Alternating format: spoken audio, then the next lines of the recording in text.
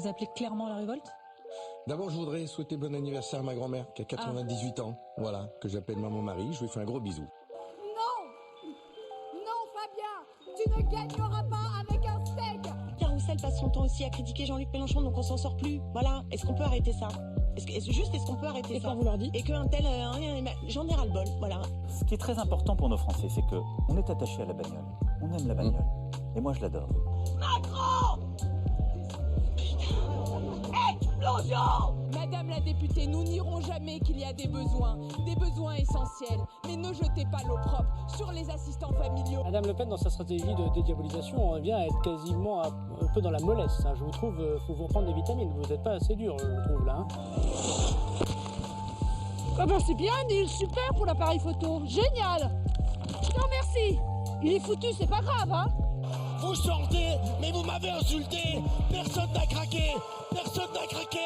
Je voudrais d'abord que vous vous calmiez, ce qui nous ferait plaisir. Mais attendez, vous avez vu comment vous traitez vos invités ? Oh, mais vous êtes une victime. Cette femme a un boulard immense et les scientifiques, alors qu'elle... Vous faites attention. Mais vous savez, en fait, c'est juste une question de préparation psychologique. Si on m'avait dit que cette émission était en effet réactionnaire et climato-sceptique, en fait, peut-être je serais pas venue, en fait. Les plus jeunes vont me dire, eh bien, on n'y est encore pas arrivé. C'est pas loin, hein. Faites mieux.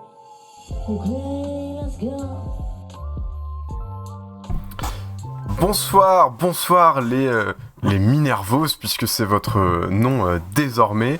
Alors j'espère que vous allez bien, chez vous, bien installés pour écouter cette émission extraordinaire, émission exceptionnelle.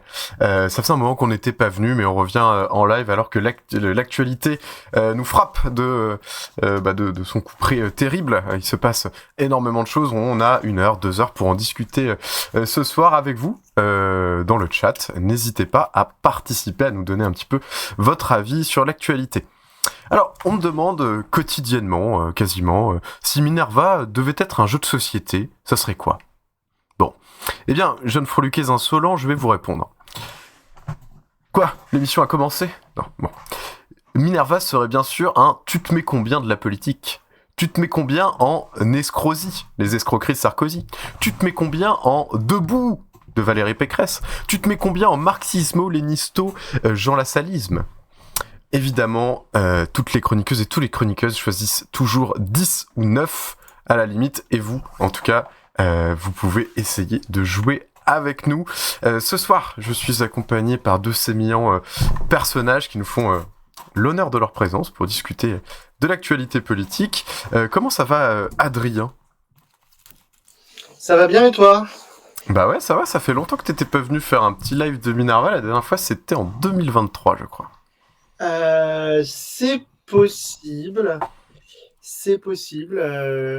Ouais, ça fait longtemps qu'on... Alors, on a un peu perdu le rythme, mais l'actualité a été très, très riche. Donc, et puis, on est nombreux à succéder à ce micro. Donc, ouais, c'est ravi de reprendre mon tour pour cette fois. Et avec Basile, avec qui j'ai pas encore eu le plaisir de faire cet exercice. Alors que Basile, justement, comment ça va ? Eh bien, ça va, tranquille. La ministre de l'Éducation n'a toujours pas changé depuis la dernière fois. Incroyable. C'était un peu une tradition au départ, donc voilà. Et oui, t'étais venu en septembre pour la rentrée. On avait discuté un petit peu de tout ça. Et à l'époque, je crois que c'était Gabriel Attal, le ministre de l'Éducation. Ensuite, t'étais revenu, je crois, en janvier. Et c'était incroyable, puisque c'était... Madame Weda Castera, je crois, qui était ministre, qui reste quand même probablement la meilleure que vous ayez jamais eue. Qui a réussi à insulter toute la profession en moins d'un mois et de se faire virer, ça tient du miracle. Bon, en tout cas, je suis ravi que vous alliez parfaitement bien. Choura94 est dans le chat. Salut Choura. Salut. Voilà, Choura qui est notre modératrice. Elle n'hésitera pas à faire tomber l'épée de la justice sur vous si vous êtes méchant dans le chat, mais n'hésitez pas quand même à parler, tout simplement en étant sympathique. Alors, on a un petit peu de temps devant nous pour discuter un petit peu de l'actualité politique, l'actualité de ces dernières semaines, et peut-être le premier sujet que je voulais vous proposer, il va répondre au second sujet, c'est le sujet de quasiment... qu'on aborde à toutes les émissions, c'est celui de Gaza et de la guerre en Israël et en Palestine. puisqu'on vient d'apprendre, et c'est une nouvelle tout à fait préoccupante, extrêmement horrible, qu'on a découvert des fosses remplies de corps de Palestiniens, de femmes, d'enfants, aux abords des hôpitaux gazaouis qui avaient été rasés il y a quelques semaines, quelques mois par l'armée israélienne, par l'Al-Tsahal. Alors, la première question, c'est pas la plus joyeuse, mais est-ce que vous pensez que cette découverte, qui est extrêmement choquante, serait de nature à convaincre l'opinion internationale, l'opinion française, de l'horreur de cette guerre et d'enfin passer à un niveau diplomatique plus important pour tenter de l'enrayer? Adrien, je sais pas, est-ce que tu as un avis là-dessus? Oui, déjà, je pense que le problème, c'est pas les opinions publiques qui sont, pour le coup, très conscientes de ce qui se joue à Gaza. Le problème, c'est les gouvernements et les diplomaties, notamment les diplomaties occidentales. Et dans les diplomaties occidentales, la diplomatie américaine qui protège le crime de guerre et le risque génocidaire en cours à Gaza. Donc c'est pas tant ces nouveaux éléments qui seront, à n'en pas douter, versés au dossier de la Cour pénale internationale très rapidement, mais jugés dans 15 ans, où on se rendra compte de l'horreur qui a été cachée par le gouvernement américain, qui, pour sauvegarder quelques intérêts, continue à soutenir le gouvernement Netanyahou qui perpètre des crimes odieux à Gaza depuis maintenant 6 mois bientôt. Enfin, oui, c'est ça, on doit être à 6 mois. À peu près, ouais. 6 mois de guerre, 34 000 morts. En fait, il y a des charniers, on le savait. Enfin, on peut pas bombarder un si petit territoire et si dense sans que ça ait ces conséquences-là. Moi, j'ai entendu un médecin humanitaire revenant de Gaza dire que c'est le pire conflit auquel il avait assisté et c'était les blessés les plus traumatisés qu'il ait pu inspecter alors qu'il avait fait la Bosnie, la Tchétchénie, la Syrie. Voilà, on est vraiment dans un conflit qui est horrible et avec une chape de plomb qu'on essaye de poser dessus. Et les opinions publiques, il y a qu'à regarder ce qui se passe dans les facs du monde, elles sont très conscientes. Et, à Boston, ouais. Ouais, à Boston, à Paris, dans plein d'endroits. Et toi, est-ce que tu as un avis là-dessus, Basile? Tu penses que c'est pas... Oui, en fait, finalement, les opinions publiques, peu importe, tant que les gouvernements n'agissent pas. Est-ce que tu partages cette analyse?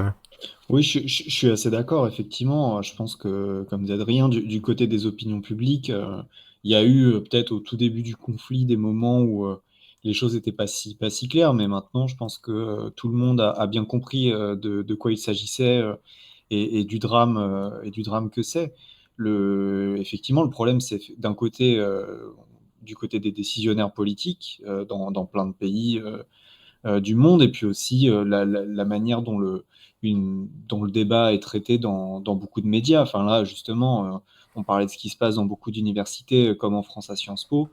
On a l'impression que la discussion ne tourne pas du tout autour de ce qui se passe à Gaza, alors que c'est ça le sujet. C'est pas ce qu'on pense de l'occupation de Sciences Po et tout ça, qui est pour le coup quelque chose de très bien. Mais oui, effectivement, je pense que c'est du côté des diplomaties, des gouvernements, et notamment, comme le dit Adrien, des gouvernements qui ont une prise très concrète sur ce qui se passe là-bas et sur la politique israélienne.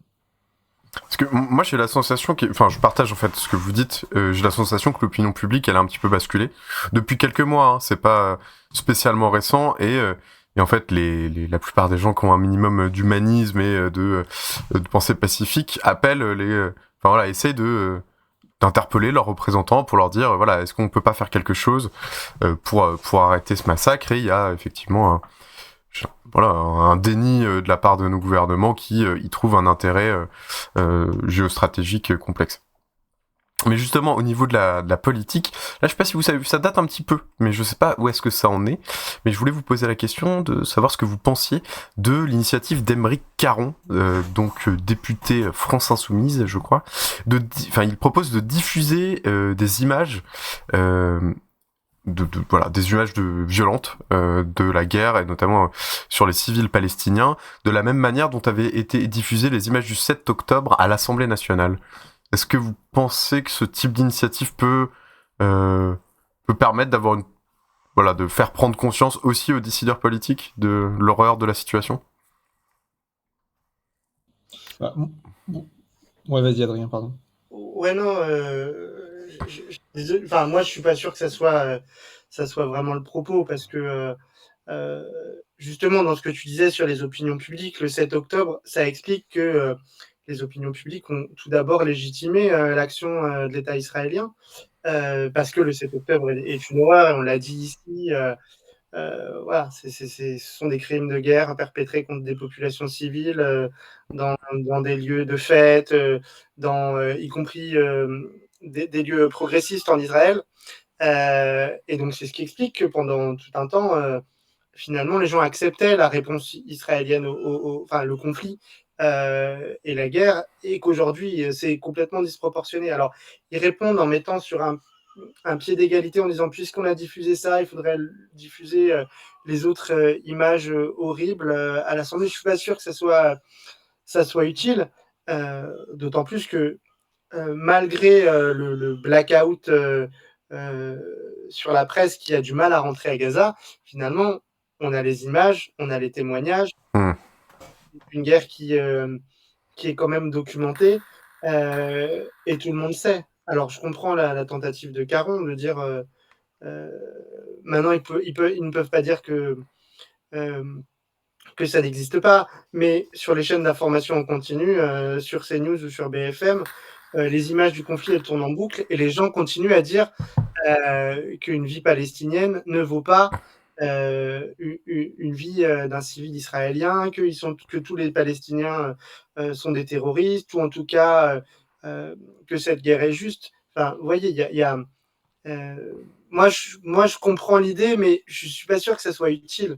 Enfin, et non plus que ça permette de mettre fin à cette guerre qui ne peut.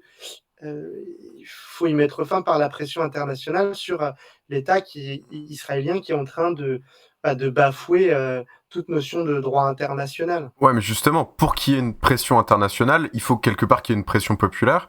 Pour qu'il y ait une pression populaire, il faut que les gens soient convaincus que la guerre est injuste, que la guerre est horrible et qu'il faut absolument l'arrêter. Et peut-être c'est aussi des manières de diffuser cette idée-là, parce que on l'avait évoqué dans cette émission, notre intuition ou notre pensée là-dessus. Enfin, je sais plus qui en fait. Du coup, je dis notre.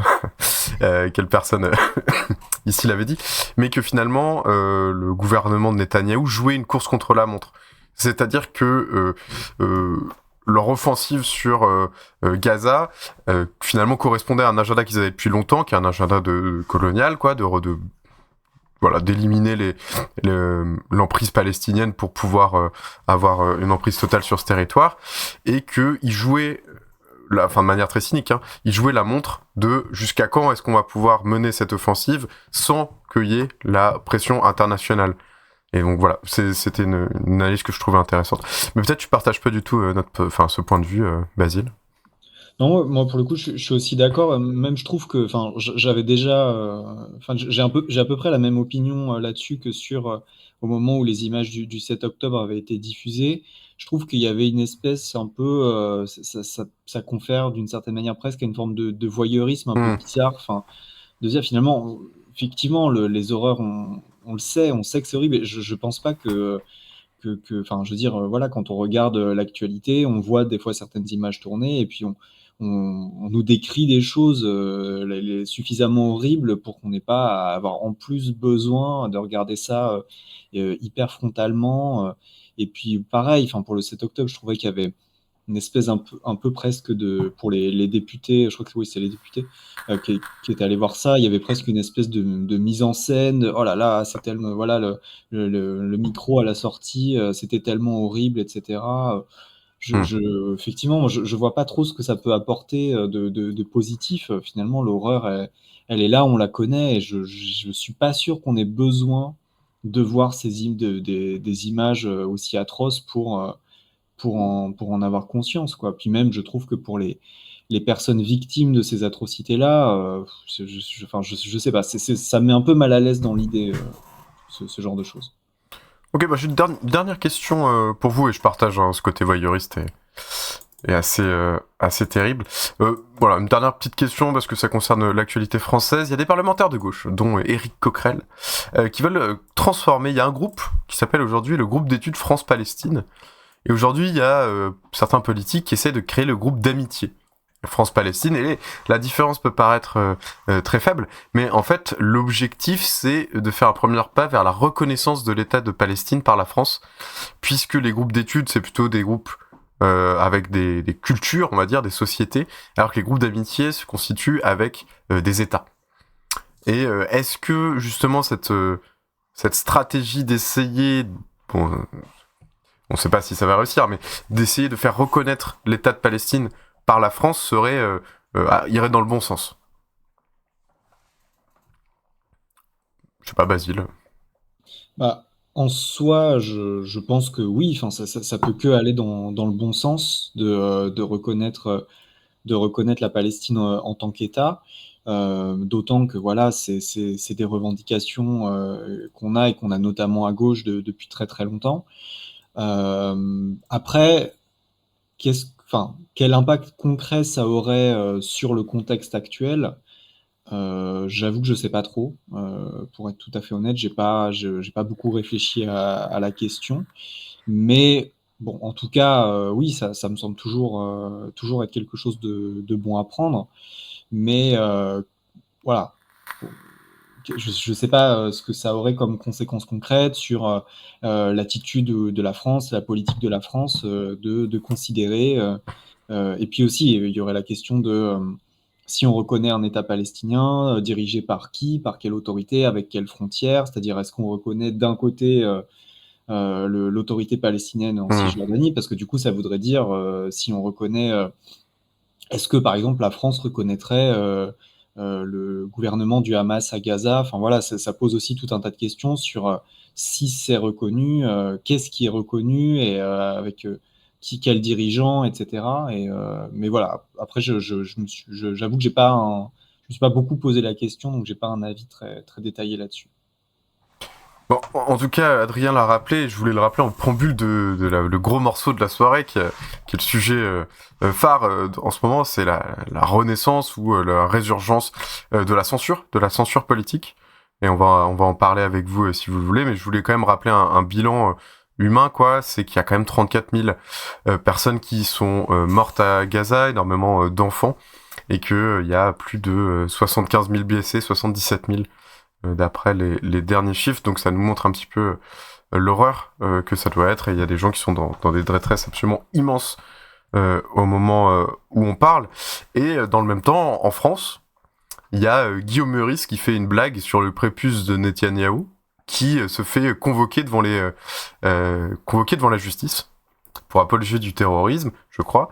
Il y a Rima Hassan, qui est une candidate aux européennes pour la France insoumise, palestinienne elle-même, je crois qu'elle est avocate, qui s'est vue inquiéter également. Il y a Mathilde Panot, qui a eu une convocation judiciaire pour répondre pour apologie du terrorisme. On rappelle quand même que c'est une députée et qu'elle est chef de son groupe à l'Assemblée nationale.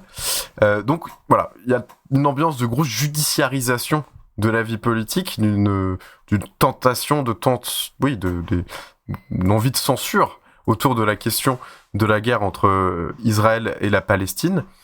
Et voilà, le dernier événement en date, c'est la décision d'annuler un événement de la France insoumise. Alors, je sais pas si tout ça est tout à fait lié, mais voilà, c'est un petit peu une ambiance générale. Le 17 avril, donc un meeting qui devait avoir lieu à Lille. Il a d'abord été, il y a eu toute une mobilisation de l'extrême droite pour qu'il soit interdit à l'université. Il l'a été, ils ont pris une salle privée, et le préfet a décidé de prendre un arrêté pour interdire le meeting, alors que c'était un meeting politique dans le cadre des élections européennes. Voilà. c'est extrême. Comment est-ce que vous voyez un petit peu cette séquence qu'on est en train de vivre? Est-ce que il y a un phénomène de censure politique qui est en train de se mettre en place en France? Adrien, je sais pas si tu as un avis. Oui, j'ai un avis et en plus, à nos révolutions, on est en train de travailler un parti pris, c'est-à-dire un texte collectif qui sortira mardi prochain sur le sujet. Et je vous invite à nous contacter sur les réseaux si vous voulez le lire, le soutenir. Moi, mon avis, c'est qu'effectivement, on rogne sur les libertés publiques et on s'en prend aux défenseurs de la Palestine parce que ils représentent un danger. Ils représentent un danger dans la lecture du monde qui est celle que promeut Emmanuel Macron, son gouvernement, la droite, l'extrême droite, qui a besoin de fixer un camp du bien et qui a besoin de solidariser les Français avec ce camp occidental bien aligné et de dire qu'il y a des ennemis et qu'il y a des ennemis qui sont pas simplement des gouvernements, mais qui sont des peuples qui seraient dangereux. Et à ne jamais faire la différence entre peuple et gouvernement. Et donc, ça entraîne tout un tas de dérives. Tu ne l'as pas cité, mais il y a le secrétaire de l'Union départementale de la CGT du Nord qui a pris un an de prison avec sursis pour avoir écrit dans un tract. Là, on est sur des choses qui sont reprochées, qui tiennent du discours politique ou du discours syndical, qui ne sont pas des apologies sur un plateau télé, qui sont une expression et des expressions qui sont toujours mesurées, parce que quand on écrit un tract syndical, c'est très long, tout le monde se coupe les cheveux en quatre. Et ce qu'on reproche à Delesco, qui est le camarade secrétaire général de l'Union départementale de la CGT du Nord, c'est d'avoir dit que le gouvernement Netanyahou était un gouvernement fasciste, affichant un racisme décomplexé, menant une politique d'apartheid concentrationnaire, privant le peuple palestinien de ses droits fondamentaux.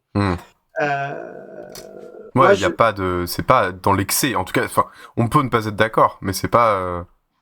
On peut ne pas être d'accord. On peut se dire, oui, j'aurais pas dit ça comme ça. Mais la réalité, c'est que beaucoup de gens pensent ça, disent ça et ne sont pas des terroristes ou des gens qui font l'apologie du terrorisme à longueur de journée.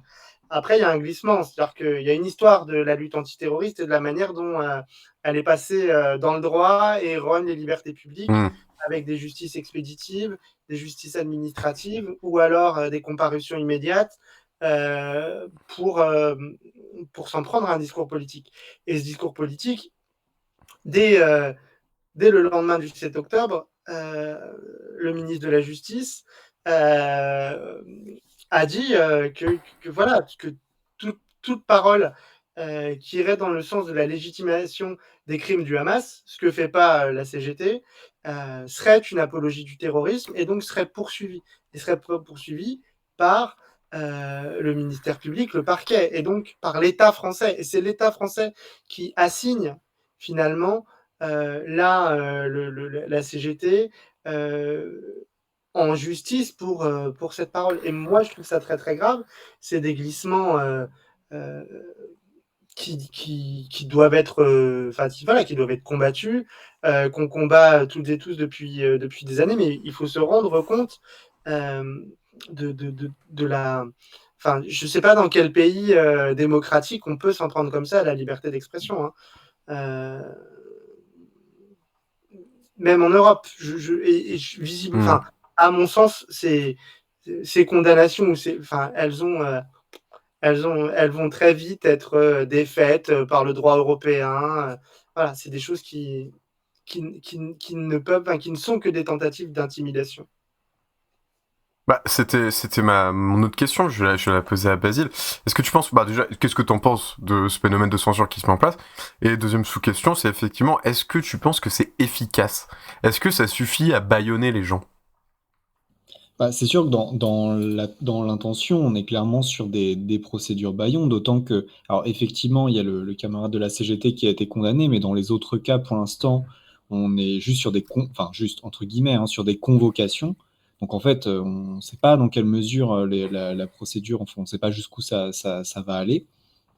Mais effectivement, on utilise ce délit d'apologie du terrorisme qui, alors, je sais plus exactement en termes de causalité, mais c'est quand même, moi, enfin, ça me rappelle quand même que déjà la dernière fois, entre guillemets, que ça a été tendu entre Israël et la Palestine, c'était en 2014.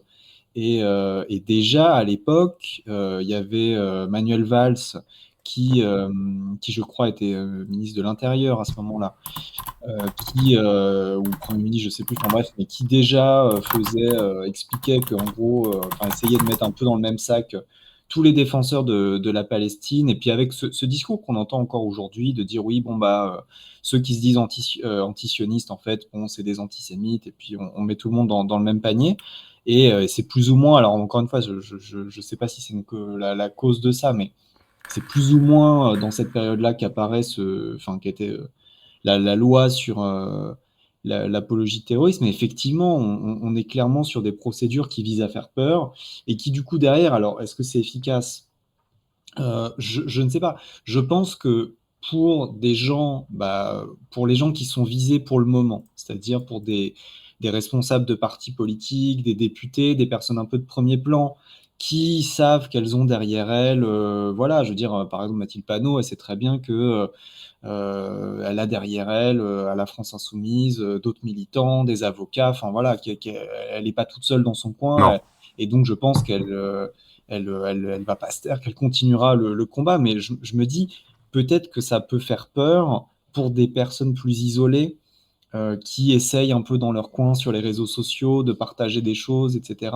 Je me dis peut-être que pour des personnes voilà, un peu plus isolées, un peu moins, qui ont moins peut-être l'habitude d'être dans du militantisme, peut-être que ça peut justement faire peur de se dire, voilà, est-ce que ça peut pas avoir des conséquences sur ma vie, sur ma carrière, si je dis quelque chose. Donc peut-être que ça peut effectivement comme ça faire peur à des personnes qui sont pas justement des personnes de premier plan et qui risquent de se retrouver un peu isolées si jamais ça pourrait leur arriver. Il y a peu de chances que ça leur arrive en réalité, mais je pense que ça crée un peu cette peur-là. Et donc, clairement, on est sur une volonté de réduire les libertés, de réduire la liberté d'expression et la liberté de pouvoir défendre la cause du peuple palestinien. Après, ça met la pression quand même sur la possibilité de tenir des grandes manifestations, par exemple sur le sujet de la Palestine. La première fois que ces procédures elles ont été utilisées et en nombre, c'était pour la COP climat à Paris. Oui. Et elles ont quand même mis sous le coup de procédures très très lourdes, en plus en période d'état d'urgence, où on balaie encore plus toutes les libertés publiques. Elles ont mis le bâillon sur les militants climat, sur des gens qui se battaient pour leurs idées. Et c'est vraiment au-delà de la procédure bâillon, moi je pense que quand vous avez une candidate aux élections européennes et qu'elle est taxée, qu'on met sur elle la question d'être un soutien des terroristes, et d'en faire l'apologie, on dit quand même quelque chose politiquement d'un courant politique qui a fait 22% aux dernières élections présidentielles. Vous voyez ce que je veux dire? C'est pas simplement la liberté d'expression. Ça, dans le débat public, ça pose beaucoup plus de choses. Et on est le pays du monde avec l'Allemagne où les mobilisations sont les moins fortes parce que on connaît la répression policière, et là, en plus, on a la criminalisation de la parole politique. C'est très, très grave. Donc ça marche, quelque part, il y a un... Bah, en fait, de toute façon, personne n'a envie de prendre une procédure pour apologie du terrorisme, hein. Enfin, ça doit être un très mauvais moment à passer. Et d'autant plus quand on n'a aucune amitié avec les terroristes. Parce que c'est tout le sujet, on en avait un petit peu parlé dans Minerva, parce que régulièrement, depuis le 7 octobre, il y avait... dès que, en gros, Jean-Luc Mélenchon ou Mathilde Panot ou d'autres responsables de la France Insoumise, je pense vraiment particulièrement à la France Insoumise, parce que je trouve que c'est le cas le plus extrême, s'exprimer sur cette question-là, il y avait un torrent médiatique d'aller chercher des éléments qui n'étaient pas forcément dits. Et je sais pas si vous vous souvenez, mais dans ces lives, on avait regardé leurs tweets et on les avait lus, et il y avait rien de soutien ou que sais-je avec le Hamas. C'était pas du tout l'enjeu ou les sujets qui étaient abordés par ces responsables politiques. Donc il y a merci Choura parce qu'effectivement Adrien tu ne peux pas mettre de lien dans le chat, mais Choura l'a fait, hein, donc nickel. Donc oui, pardon, et donc effectivement il y a eu quand même une vraie tentative de créer des amalgames. Alors peut-être qu'il y a eu des expressions malheureuses, etc. Mais moi j'ai vraiment énormément de mal à croire qu'il y ait quelqu'un à la France Insoumise qui soit un soutien du Hamas. Ça n'a aucun sens. Enfin, à mon sens. Hein. Et justement, puisqu'on parlait un petit peu de quand est-ce que tout cet arsenal judiciaire a été utilisé, faut quand même se souvenir que ça a été renforcé effectivement en 2014, ce truc d'apologie du terrorisme, et ça a été surtout vachement utilisé après 2015, après les attentats. Je sais pas si vous vous souvenez, c'était une période très très compliquée, très très dure, où il y avait par exemple des gamins qui avaient refusé de faire une minute de silence dans une école primaire de genre en CM2, et il y avait la police qui était venue les chercher. C'était une époque très très compliquée par rapport justement à cette question de l'apologie du terrorisme, et c'est bien, je sais pas ce que vous en pensez, mais moi je vois tout un paradoxe, et c'est pour ça que j'ai donné ce titre à ce live qui est où est passé Charlie. C'est qu'après ces attentats terribles contre Charlie Hebdo, il y avait quand même une immense mobilisation qui, au-delà de l'émotion de l'attaque horrible, c'était de dire on est hyper attaché à la liberté d'expression, et c'est très très important pour nous, et on doit pouvoir tout dire, même si, il y a sans doute des limites, mais voilà, et ça a permis de justifier la mise en place d'un arsenal législatif qui est tout le contraire de ça. Et ce qui n'est pas du tout le cas dans d'autres pays européens. Voilà. Ça fait partie de nos vraies traditions, nouvelles traditions, cette vision de la démocratie et de la République comme un bâillon. Il y a ça et une part d'islamophobie qui sont les marqueurs finalement de la manière dont avance le système politique. Franchement, ça fait peur. Et en plus, on peut se le dire ici, c'est validé par une partie de la gauche, au moins gauche médiatique, parce que quand vous lisez des titres attachés historiquement à la gauche comme Marianne valide tout à fait ces pratiques, hein, et pense que c'est comme ça qu'il faut faire et qu'il n'y a pas de souci avec ça. Donc, en plus, il y a toute une partie des médias attachés historiquement à la gauche ou des intellectuels attachés à la gauche. Moi, j'entendais Elisabeth Badinter dans un naufrage total. Non, mais elle a clairement dérivé, mais ça a été une figure attachée à la gauche il y a 20 ans.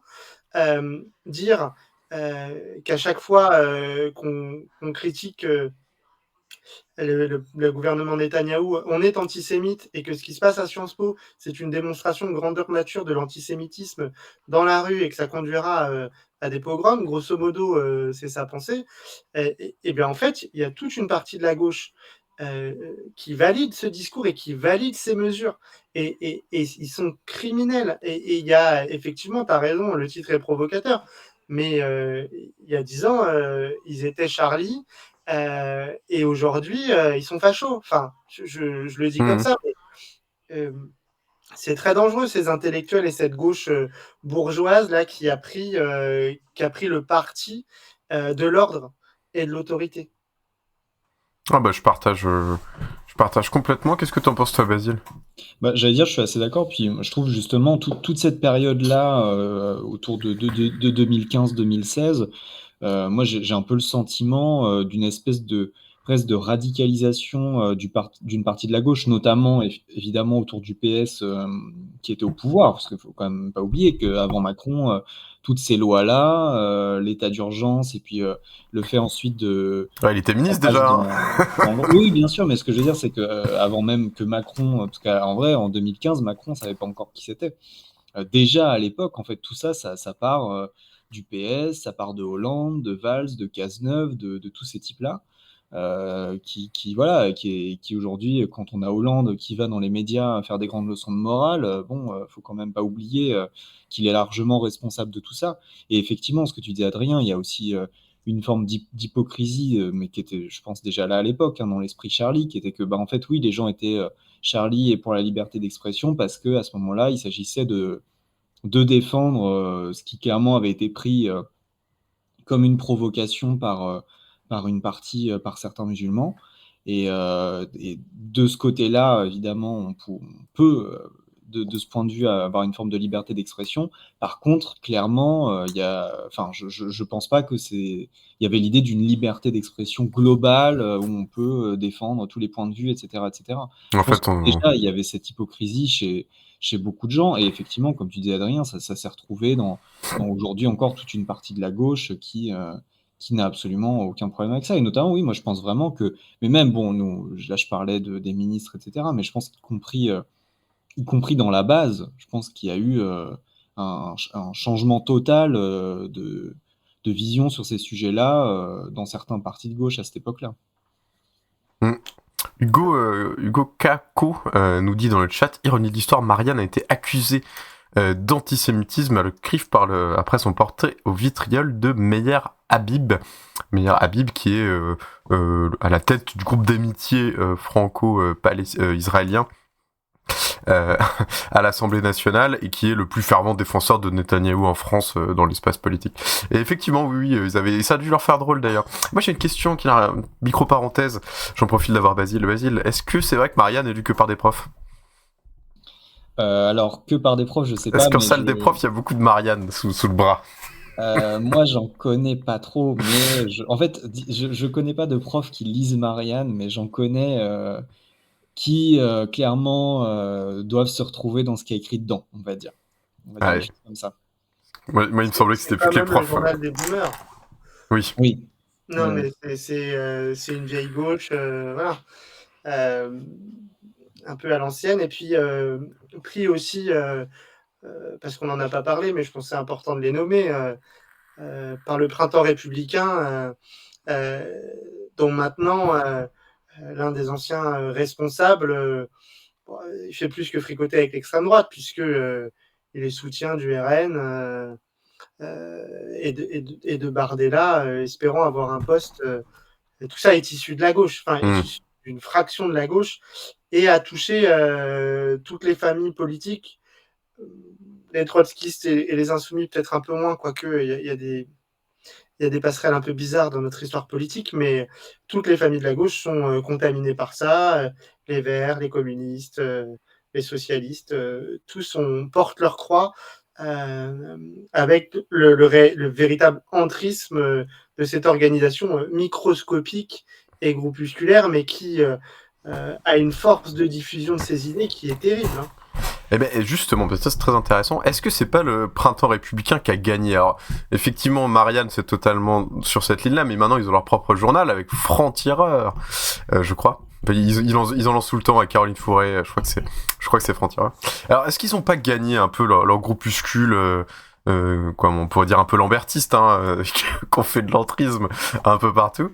Voilà, est-ce qu'ils ont pas un peu gagné? Est-ce que les idées de Caroline Fourré sont pas majoritaires? Je lance ce débat âpre. Il n'y a qu'à regarder les scores d'entrée en salle du film de Bernard-Henri Lévy. Je pense pas qu'ils aient gagné. Enfin, je pense que ces gens-là, Franc-Tireur, BHL, comment il s'appelle, le philosophe de comptoir Onfray. Michel Onfray. Oui. Qui a lui aussi sa revue qui est Front Populaire. Voilà, Oui. ils ont tous des revues. On se demande bien qui les finance, mais on se doute qu'il y a des importants capitaux qui ont tout intérêt à ce que cette parole-là soit diffusée. Ces gens ont gagné médiatiquement, mais ils n'ont pas gagné dans les consciences. Enfin, il y a 15 ans, Michel Onfray a été invité en triomphe à la fête de l'UMA, comme Caroline Fourest. Aujourd'hui, je pense que il serait moins bien reçu qu'à l'époque. Alors, après, il n'a plus le même propos qu'à l'époque. Hein. Avant, c'était plutôt un nanar un peu libertaire qui fustigeait la religion. Hein. Bon, bref, l'Université populaire de Caen, c'était un projet intéressant. Bon, je défends pas Michel Onfray parce que aujourd'hui, ce qu'il fait est horrible. Mais si, c'est ce que tu fais. Caroline Fourest. Ah non, ça non. Non, mais ces gens-là, moi, je pense en fait, ils sont écoutés à l'extrême droite et ils ont une capacité de nuisance sur la gauche et de division de ceux qui veulent bien prendre les analyses de, comment elle s'appelle, Céline Pina ou Emmanuel Ducrot au sérieux. Ils ont un micro ouvert. Quand tu es de droite et que tu te dis de gauche, tu as un micro ouvert dans beaucoup de chaînes de télévision. Hein. En fait, oui, je suis assez d'accord pour dire qu'ils ont gagné médiatiquement, mais même eux, tu parlais justement tout à l'heure d'un de leurs anciens dirigeants qui est parti à l'extrême droite pour avoir des postes. Moi, je me souviens d'articles qui disaient au moment des dernières législatives que les quelques responsables du printemps républicain, ils trouvaient de postes nulle part, en fait. C'est-à-dire que c'est des gens plutôt issus, effectivement, à la base de la gauche, donc auraient plutôt intérêt à aller chercher du côté du PS, mais avec la NUPES, personne ne voulait d'eux. Chez les macronistes, dont ils sont finalement devenus assez proches, en fait, pareil, il n'y avait pas vraiment de volonté de leur donner de la place. Donc, en fait, paradoxalement, effectivement, dans les médias, on les entend beaucoup, mais ça ne se traduit pas par des personnes qui... Là où, par exemple, la France Insoumise a eu cette capacité de prendre des personnalités médiatiques, on parlait d'Aymeric Caron plus tôt, de prendre des personnalités médiatiques comme ça, et où il y a quelques années aussi François Ruffin. Louis Boyard aussi. Hein. Oui, ou voilà, Louis Boyard, des personnalités plus médiatiques, et de les transformer en députés, et même souvent en députés de premier plan. Du côté du printemps républicain, je n'ai pas le sentiment qu'ils aient réussi à faire ça du tout, quoi. Même leur influence dans les listes qui sont présentées là aux élections européennes. Alors, il y a quelques listes où on en trouve, mais si vous prenez la liste socialiste, sur les questions sociales, ils sont finalement beaucoup plus libéraux, entre guillemets, que ces gens-là. Enfin, il n'y a qu'à voir la sortie, alors contestable, de Glucksmann, par exemple, sur la GPA. Je ne suis pas sûr que... Non, mais je ne suis pas sûr que le printemps républicain accepte ou se mouille là-dedans. Vraiment, ils sont cornérisés, mais ils parlent beaucoup et ils sont dans 2-3 listes qui ne vont pas dépasser les 2%. En tout cas, on verra. Vous avez vu un petit peu là ces derniers jours, il y a un peu une sorte de micro-réveil, hein, on n'en est pas encore là, un vrai réveil, mais depuis quelques années, il n'y avait plus vraiment de mouvement social qui avait été mené dans les facs. Globalement, je sais pas trop comment vous le voyez, mais moi j'en ai fait partie en 2016, je dois travailler, etc. Ça a été un énorme mouvement, notamment de la jeunesse et notamment des universités, qui a une grosse proportion à se mobiliser. Et depuis, il y avait eu quelques petits trucs, un peu pour Parcoursup, mais ça avait été un peu tué dans l'œuf. Et les grands mouvements sociaux de ces dernières années, c'était pas fait à l'initiative des jeunes, des étudiants et de cette population qui pourtant d'habitude est plutôt très mobilisée. Et là, il y a justement quelques jours, ça s'est passé à Sciences Po Paris. T'en as parlé, Adrien, je crois. Voilà, il y a une mobilisation sur la Palestine qui a évidemment été réprimée assez durement. Voilà, est-ce que vous pensez qu'on est en train de voir une prémisse de quelque chose qui est en train de monter des facs, des universités ? Je pense que ça va dépendre de... Est-ce que ça va être suivi ailleurs? Ça, pour l'instant, ça reste cantonné à un lieu. Pour le coup, aux États-Unis, par exemple, ça se généralise vraiment. C'est-à-dire que je suis tombé sur Instagram sur une carte des universités mobilisées. C'était publié par le New York Times. Ok. Du coup, tu vois que c'est à plein d'endroits, partout sur le territoire, et pas que dans les États où tu pourrais te dire, voilà, je sais pas, typiquement New York, la Californie, c'est y compris au Texas, y compris voilà, dans plein d'endroits très différents. En France, je sais pas exactement, je pense que ça va dépendre. En tout cas, là, j'ai vu que les étudiants mobilisés à Sciences Po, ils ont raison de le dire, appellent à voilà, élargir le mouvement, à ce que ça se développe dans d'autres universités. Je crois que ça commence peut-être sur d'autres campus de Sciences Po, il me semble, un petit peu. Ok. Mais après, voilà, pour l'instant, j'ai pas vu d'autres choses. Et puis, j'avoue que je ne suis plus aussi au courant qu'à d'autres époques de ce qui se passe dans les mouvements étudiants. Donc c'est un truc de sciences pipo, comme on les appelle. Toi, Adrien, est-ce que tu as un espoir d'un mouvement populaire qui partirait du monde étudiant ? Oui, le monde étudiant est toujours un espoir et souvent une déception par la suite. Mais oui, on peut avoir cet espoir-là. Après, dans le calendrier universitaire, on est un peu tard dans l'année pour que ça prenne de l'ampleur. C'est très surprenant un mouvement qui partirait des grandes écoles de Sciences Po, le HESS, qui sont les endroits mobilisés. Il paraît qu'il n'y a plus que des woke là-bas aussi, hein, d'après ce que j'ai lu dans Franc-Tireur. Si on écoute, moi j'ai entendu la ministre de la Jeunesse, la secrétaire d'État à la Jeunesse, Sarah El Haïry. Oh là oui. Je vous le conseille, c'est un moment de grâce. Dire que les étudiants de Sciences Po avaient mis à sac l'établissement en toute déconstruction ce midi. Tout ça est un tissu de mensonges, mais on peut tout dire. Avec Sarah El Haïry, tu sais, il faut pas non plus... c'est compliqué, hein. Ouais. Elle vit dans une réalité parallèle. Elle est vraiment pas dans le même monde que nous. Et ces étudiants de Sciences Po... pourquoi ils se mobilisent là-dessus pourquoi les étudiants américains se mobilisent sur la question palestinienne, c'est parce que il y a dans la jeunesse quelque chose de très fort sur la notion de justice. Et en fait, c'est ça, c'est l'appel à une justice, à la reconnaissance du fait colonial, d'une guerre qui est un massacre, et le refus du deux poids deux mesures.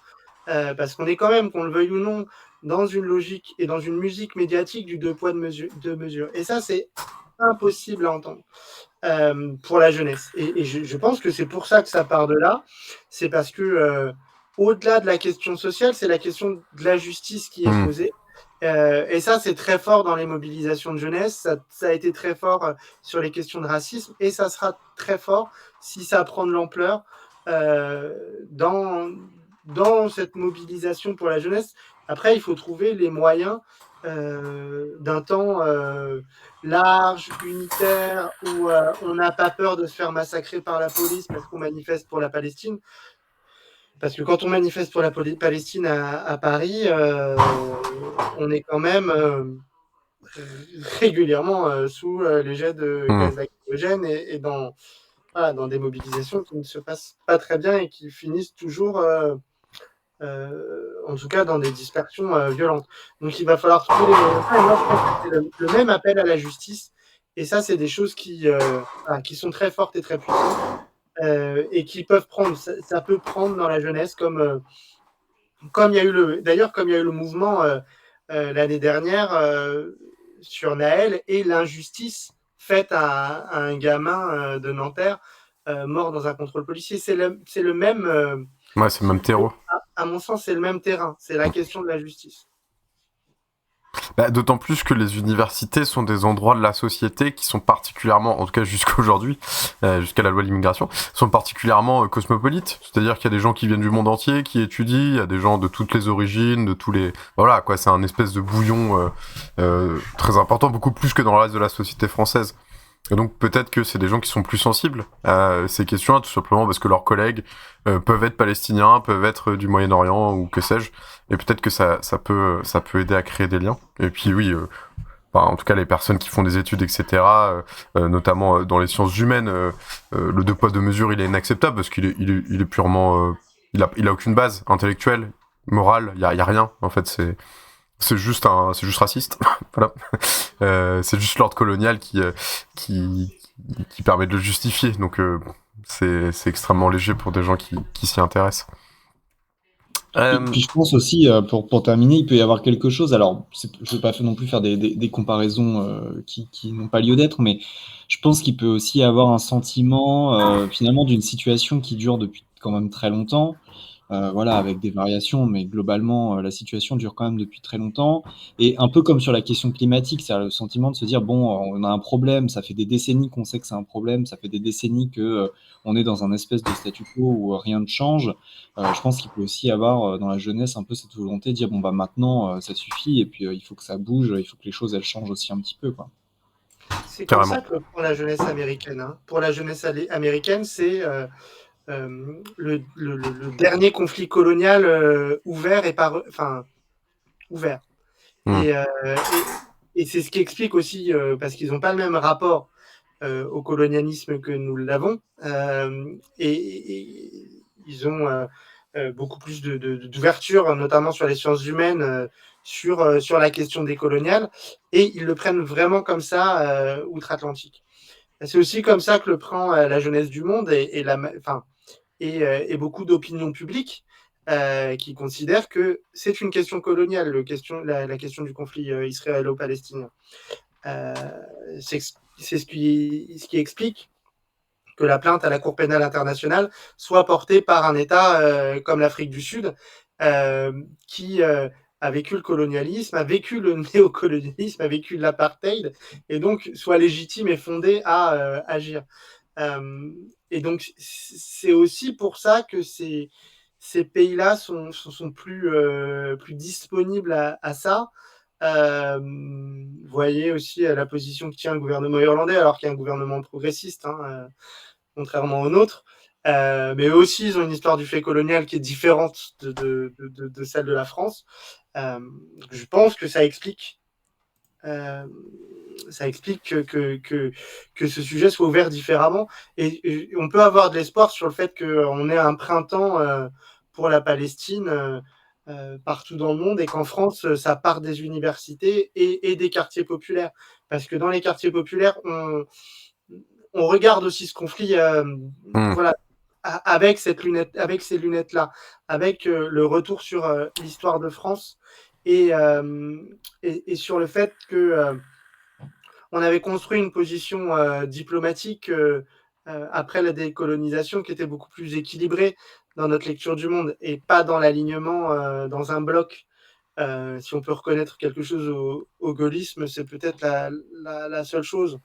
Ça et le compromis social. Mais c'est très important cela, parce que il faut casser aussi l'idée selon laquelle ce serait un sujet de petits bourgeois de Sciences Po, si vous voulez. Je pense qu'il y a des mobilisations qui sont très fortes aussi dans les quartiers, et qui vont venir des initiatives qui sont souvent invisibles, mais il y a des choses qui s'y passent, et ça peut faire un joli printemps. En tout cas, on verra ça, et je l'espère aussi. Je voulais qu'on aborde un petit sujet un peu plus large. Est-ce que la liberté d'expression, c'est toujours super bien ? Est-ce qu'on devrait avoir le droit de tout dire ? Voilà, c'est un sujet de bac philo. C'est pas facile comme question, quand même. C'est pas... franchement... Je serais tenté de dire non, je serais tenté de dire que quand même il y a des paroles, il y a des choses, quand on est progressiste, qu'on souhaite voir disparaître. Alors après, est-ce que le simple fait d'interdire, voilà, de tenir des propos racistes, homophobes, sexistes, etc., ça, en soi, ça n'indique pas nécessairement le problème. C'est juste qu'on peut pas le dire, mais Mais est-ce que... non, je pense quand même que la liberté d'expression, à un moment donné, doit avoir des contraintes, tout simplement parce que, bon, sans vouloir faire la copie de philo trop facile, mais quand on dit la définition de la liberté, ça s'arrête où commence celle des autres, c'est pareil pour la liberté d'expression. C'est qu'à un moment donné, ce qu'on dit peut avoir aussi être pris de manière très violente par d'autres personnes qui subissent des formes d'oppression, des formes de domination, des formes d'exploitation. Donc, non, je pense qu'il faut quand même certaines contraintes. Ok, et toi, Adrien?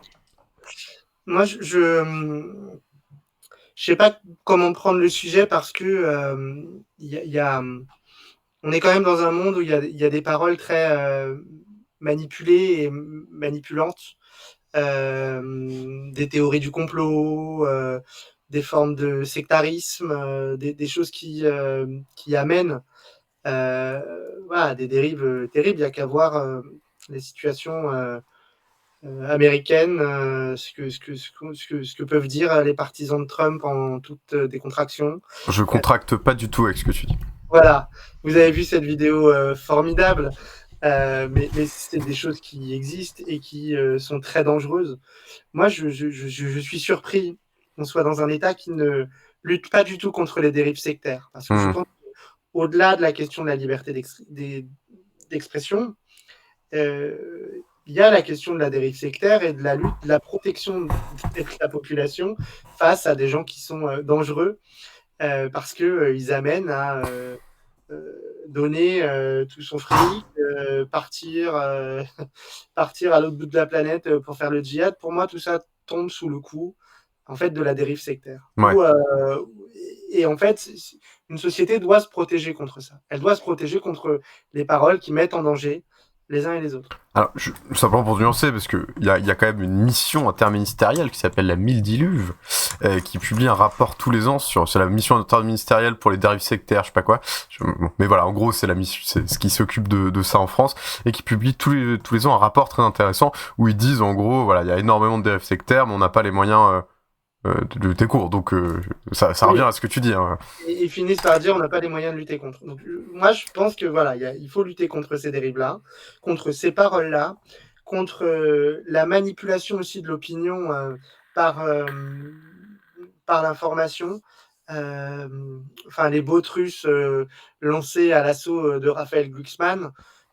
Ok, c'est Raphaël Glucksmann, c'est pas mon option politique. Mais c'est quand même dangereux qu'un État puisse comme ça manipuler l'opinion, faire passer des informations sur les réseaux sociaux sans aucune modération. Et aujourd'hui, on laisse là, dans la plupart du temps, au secteur privé.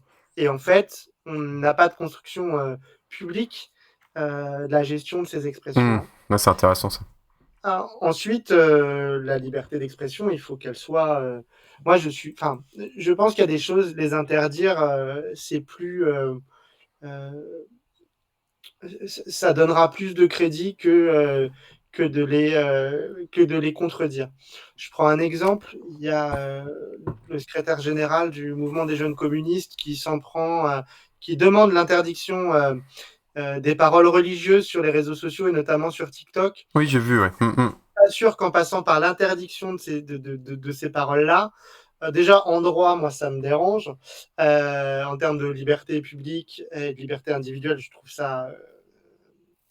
trouve pas ça sain.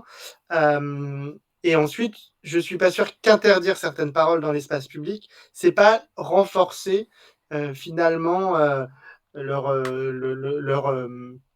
leur portée parce que on le voit, tous les complotistes disent vous voyez, on veut nous interdire, c'est pour ça qu'on a raison. Enfin, c'est quand même la mécanique. Tout le monde nous cache que la Terre est plate, c'est la preuve qu'elle est plate.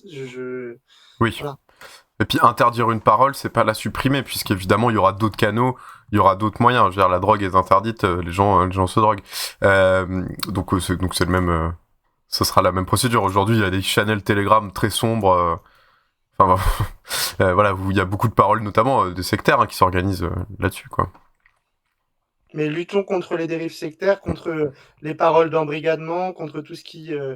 et puis donnons aussi les moyens à l'école, à l'éducation populaire, de permettre aux gens de se faire des opinions détachées de ces contingences-là. Et arrêtons de filer...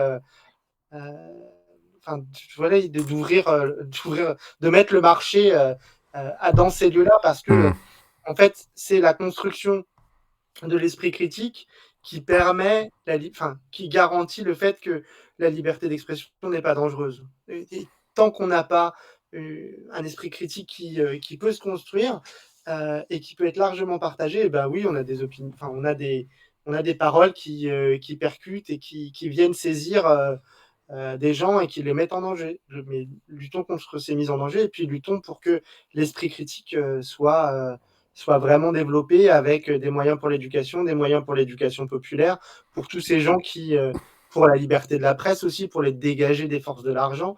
Voilà, c'est ça qui permettra à ce que on évite de croire un abruti sur les réseaux sociaux qui contracte pas avec l'État français. Je vous conseille de regarder cette vidéo qui est terrifiante, qui a été mise en ligne par Vincent Flibustier sur Twitter, qui est un spécialiste du complotisme. Voilà, je pense qu'il faut vraiment garantir la liberté d'expression, c'est permettre l'intelligence, en fait. Bah, c'est un peu tout le paradoxe. Je voulais revenir sur un truc que tu as dit que je trouve très intéressant, c'est que notre capacité de liberté d'expression, d'expression finalement, on n'en a pas des masses. Il y a les personnes qu'on connaît, qu'on croise dans la vie réelle, et depuis l'avènement d'Internet, il y a Internet. Avant, pour exprimer sa liberté d'expression, il fallait faire partie d'un groupe. Il fallait, je sais pas, t'étais contre de vendre des salades en hiver, il fallait que t'ailles convaincre des gens que c'était pas bien, que vous éditiez un tract, que vous chauffiez, que vous alliez sur le marché, éventuellement que vous convainquiez des journalistes que votre cause était juste, etc., etc.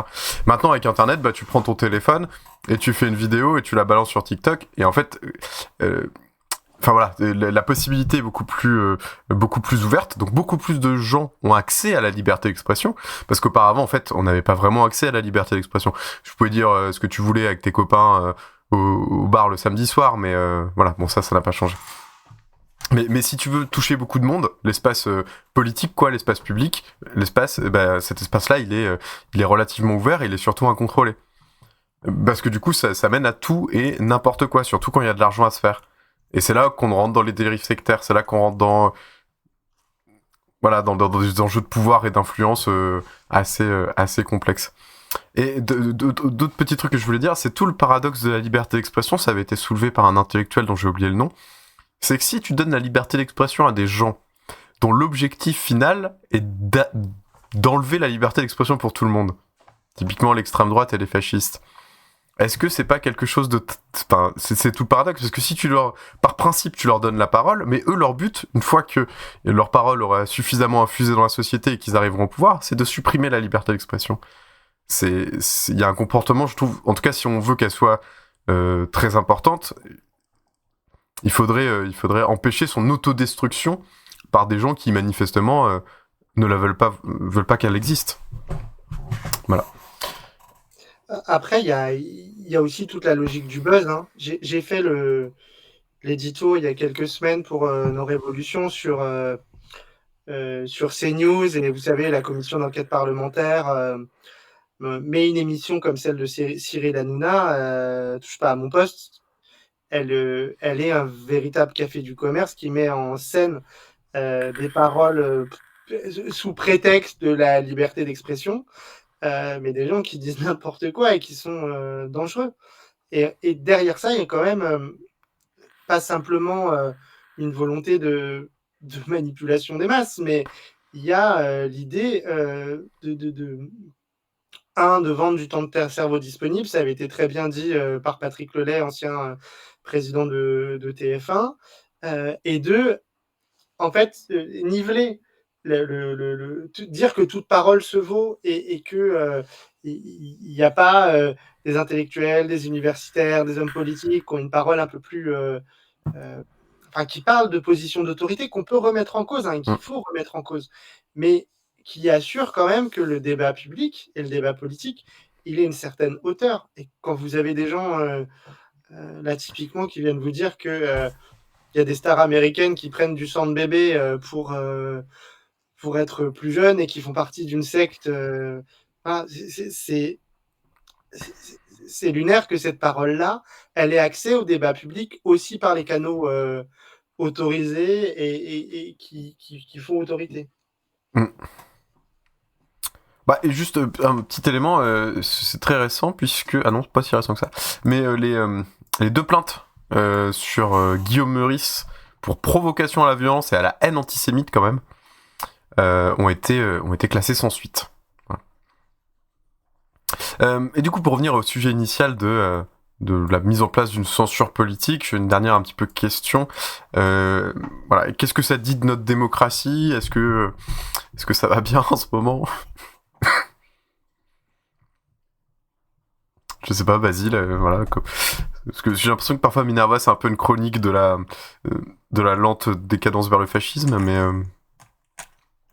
Ouais, bah non, ça va pas trop. Enfin, non, ça envoie pas effectivement le signal d'une société, d'une démocratie saine et sereine et où le débat peut se dérouler tranquillement. J'avoue que je sais pas trop comment développer sur ce point, mais non, clairement, enfin ça pue quoi. L'ambiance, ça pue. Et puis en parallèle, t'as la montée de l'extrême droite, et puis aussi le fait que dans les médias, enfin même si c'est pas une nouveauté, mais j'ai quand même le sentiment que la normalisation de l'extrême droite et notamment du Front National, Rassemblement National, comme un parti comme les autres a atteint un point presque de finitude. C'est-à-dire, on a le sentiment, ça y est, aujourd'hui, quand on voit finalement une prise de parole de Jordan Bardella, qui est celui qu'on entend le plus en ce moment, finalement, voilà, c'est comme si on invitait n'importe quel autre responsable politique. Et moi, je veux dire, j'ai quand même le souvenir d'une époque où c'était pas le cas. Il n'y a pas si longtemps, enfin, j'ai pas l'impression que c'était il y a si longtemps que ça, que quand même, quand on invitait, même si il y a 10 ans on les invitait, mais c'était quand même un peu différent d'habitude, c'était pas les mêmes. Et donc, je trouve que tout ça, voilà, ça participe à tout ce contexte-là. D'un côté, il y a voilà, des paroles sur certains sujets qui deviennent plus difficiles à cause de tout ce qu'on disait tout à l'heure. De l'autre côté, à l'inverse, la prise de parole de l'extrême droite sur des sujets comme sur leur position sur l'immigration, sur des choses comme ça, sont non seulement très faciles, mais en plus aujourd'hui reprises par des partis qui se réclament de la droite républicaine, voire du centre, quoi. Enfin, je veux dire, on a aujourd'hui des propos qui peuvent être tenus par des responsables de la majorité présidentielle, qui est censé être le centre et de droite et de gauche. Enfin, c'est quand même assez délirant. Donc oui, non, voilà, ça donne pas Puis, je terminerai juste sur le fait qu'effectivement, enfin, ça renvoie à des choses que vous disiez tout à l'heure, mais sur aussi le fait que tout ça se fait avec pas forcément le soutien, mais on a le sentiment qu'il y a une partie de la gauche qui, pour rester un peu dans le jeu politique, pour garder une image de parti responsable, respectable, voilà, se cale un peu sur leurs idées, ouais. Ouais, ou en tout cas ne s'oppose pas autant qu'elle le devrait. Elle ne dit pas clairement stop, non, là ça va pas. Et justement, enfin, on en parlera sans doute, mais c'était un peu dans ce sens-là qu'il y a eu des appels de plusieurs responsables de la gauche, et notamment, je crois qu'au départ, il me semble que c'était peut-être Besancenot, je crois, parmi les premiers, qui a appelé à un sursaut unitaire à gauche, de dire, bon là, au-delà de toutes nos querelles depuis des années, la situation est particulièrement exceptionnelle, particulièrement dramatique, et il faut faire quelque chose, il faut une réaction qui, voilà, lui, je crois que sa proposition, c'était un meeting, mais en tout cas, qu'il y ait quelque chose qui se passe, quoi. Bon, en tout cas, moi, je serais très curieux de voir ce meeting. Je l'appelle de mes vœux. Je rebondis parce qu'on est Aujourd'hui, c'est la journée du souvenir de la déportation, du coup de la Seconde Guerre mondiale. Et puisqu'on parlait de liberté d'expression, voilà, il y a quand même des types dans les médias qui ont été invités sur France Culture à plusieurs reprises. Un type comme Zemmour qui a porté ça sur l'espace médiatique sans que ça pose... Enfin si, ça a indigné des gens, mais il n'y a pas eu d'indignation générale. Pour le coup, il n'y a pas eu de censure sur ses propos, qui appelait quand même à la remigration. Donc ça, c'est un concept de Renaud Camus, là, l'intellectuel d'extrême droite. Et la remigration, c'est ni plus ni moins que la déportation. Enfin, c'est un euphémisme. Voilà. Et ça, c'est quelque chose qui est accepté dans l'espace médiatique, où là, où faire une blague sur le prépuce de Netanyahou, je sais pas quoi, peut amener à des poursuites judiciaires. C'est quand même très inquiétant. Toi, est-ce que tu as envie de nous partager tes inquiétudes? C'est le moment... Moi, je vais pas vous dire que je suis optimiste, mais je pense que pour partie, la France qu'on entend dans les médias, la France de l'extrême droite, en fait, elle n'existe déjà plus. Vous voyez, cette idée qu'il faut défendre face au grand remplacement, ça représente des gens qui ont une idée de la France qui est déjà morte, en fait. Ça représente pas c'est pas la vérité de la société française dans son mélange, son métissage. Si vous prenez des régions entières, moi je suis originaire de la Moselle.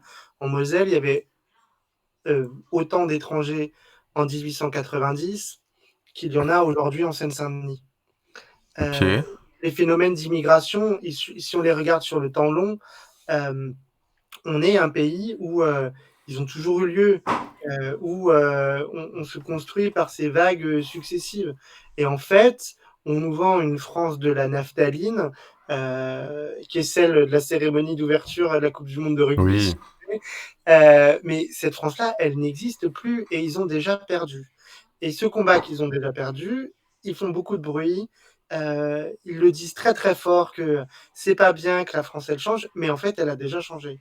Et moi je le prends comme ça parce que je pense que c'est important de dire positivement. Mais non, en fait, les gars, ce que vous nous vendez, ça n'existe déjà plus. Enfin, vous avez déjà perdu. On va voir aux Jeux Olympiques, les sportifs français, eh ben, ils sont pas à l'idée de la France que vous nous servez. Tout comme l'équipe de France de football, d'ailleurs, tout comme tout un tas de pans de la société, les artistes qui sont primés aux victoires de la musique. Oui, les gars, la chanteuse qui vend le plus de disques et qui va faire la cérémonie d'ouverture, c'est Aya Nakamura. Ça vous embête, mais en fait, c'est ça la France. Et vous avez déjà perdu. Enfin, je pense qu'il faut le répéter parce que sinon, on s'enferme dans leur vision étroite et étriquée. On est dans un truc qui n'existe que sur les programmes du Rassemblement national.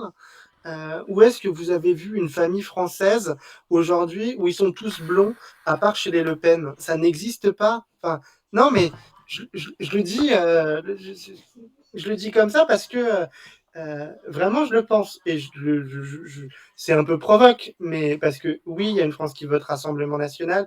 Oui, il y a des gens qui ont peur du déclassement et lié à la mondialisation. Mais ça, le problème, c'est que la gauche, elle n'a pas pris le parti de leur parler correctement.